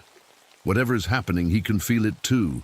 The forest that usually makes me feel safe now feels like it's watching me, like I'm inside something's stomach and it's slowly starting to digest me. I pull my coat tighter and keep walking, but my hand moves to the gun on my belt. Something is very, very wrong in these woods tonight. Kodiak's teeth sink into my throat, but I don't feel pain the way I used to. Instead, I feel something else. Hunger. His warm blood runs down my neck, and all I can think about is how good it tastes. I grab him with hands that are stronger than they should be, and throw him against a tree. He hits hard and falls to the snow, whimpering. His leg is bent the wrong way.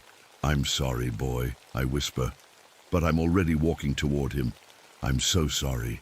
He looks up at me with those different-colored eyes, and I see he knows what I am now, what I've always been deep down inside, a thing that hurts others to make itself feel better. I kneel down next to him and pet his head gently, the way I used to when he was scared of thunderstorms. You were the only good thing left in my life, I tell him, and now I'm going to ruin that too. But before I can do anything else, Sarah's voice stops me. Leave him, she says. We have bigger things to worry about.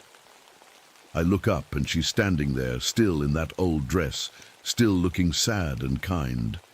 But now I can see through the act. I can see what she really is underneath.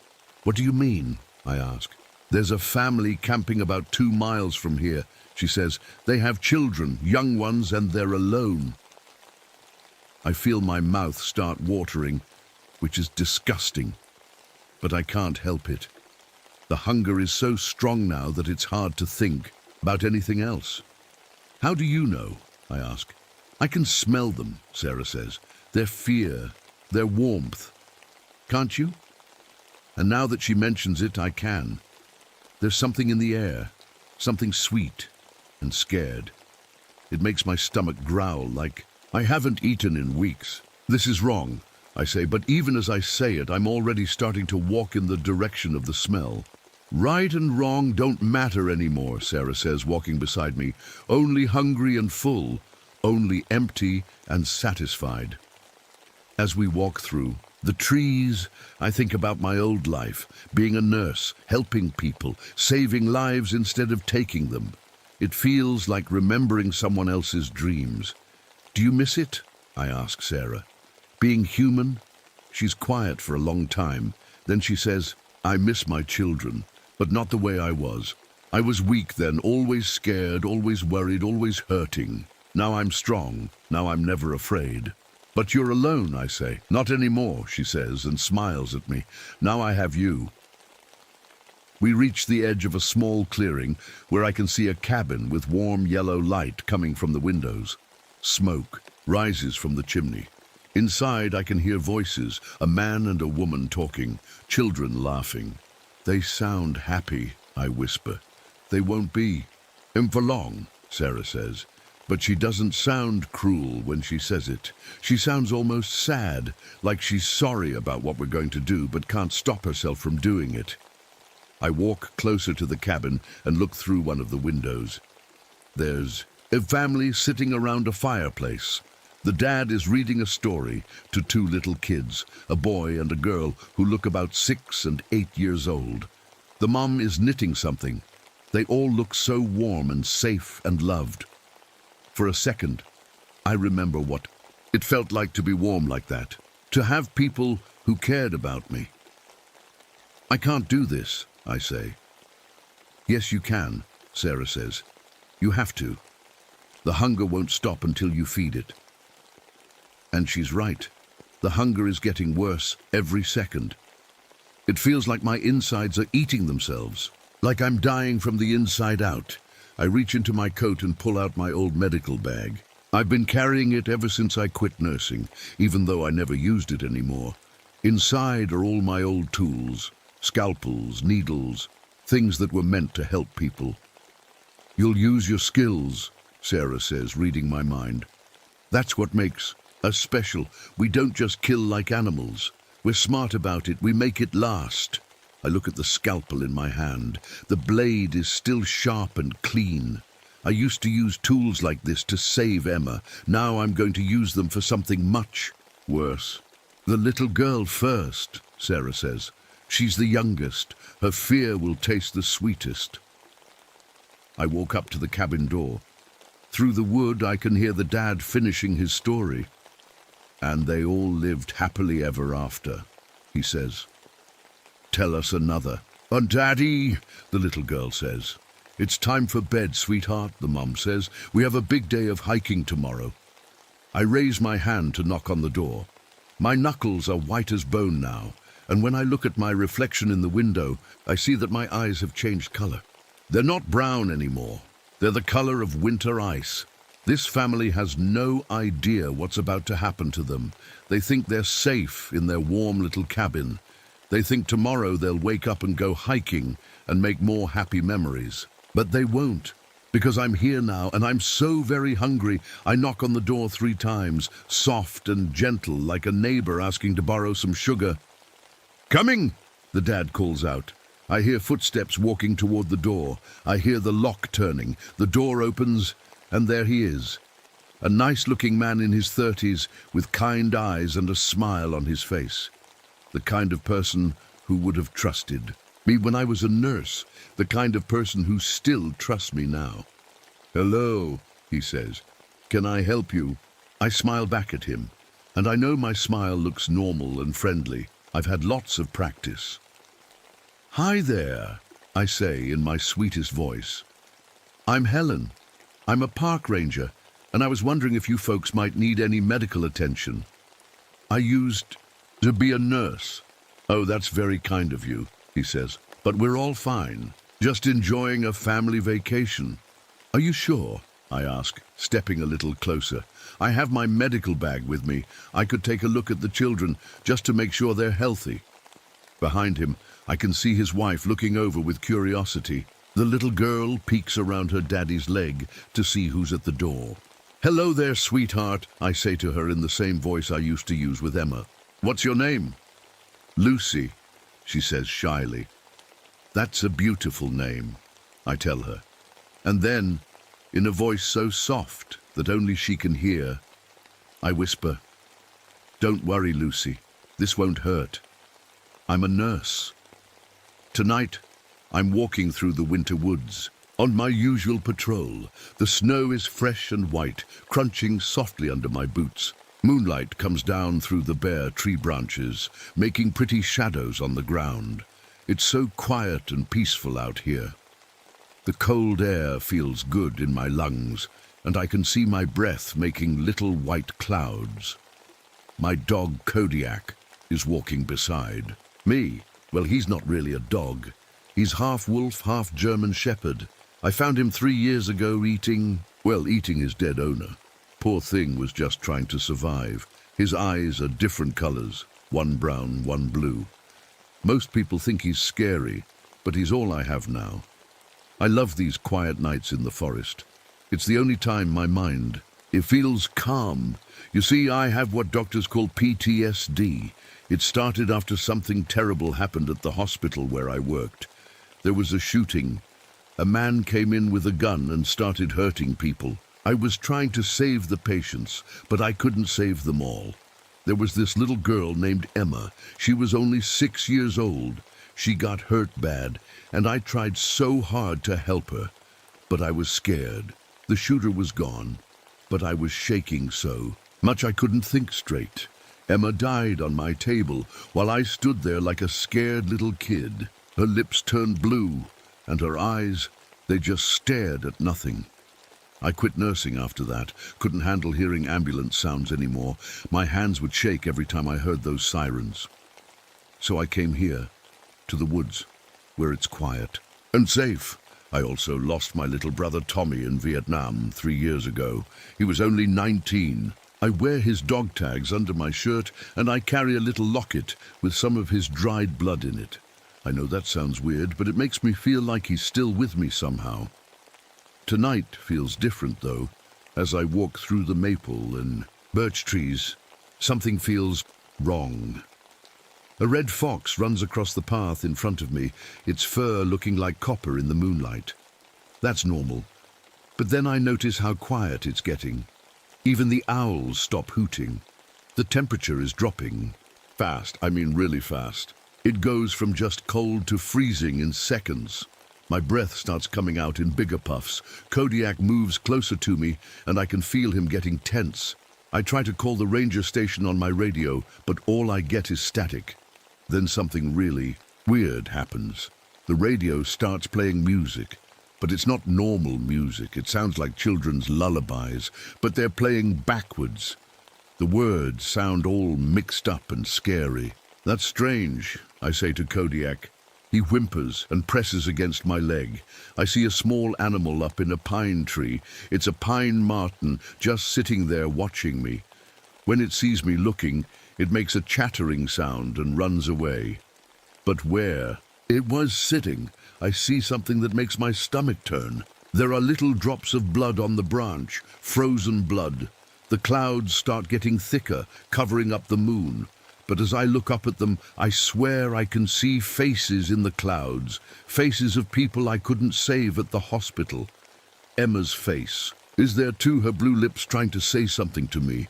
I shake my head hard. Stop it, Helen, I tell myself. You're just tired. But then I look at the trail ahead, and something is really wrong.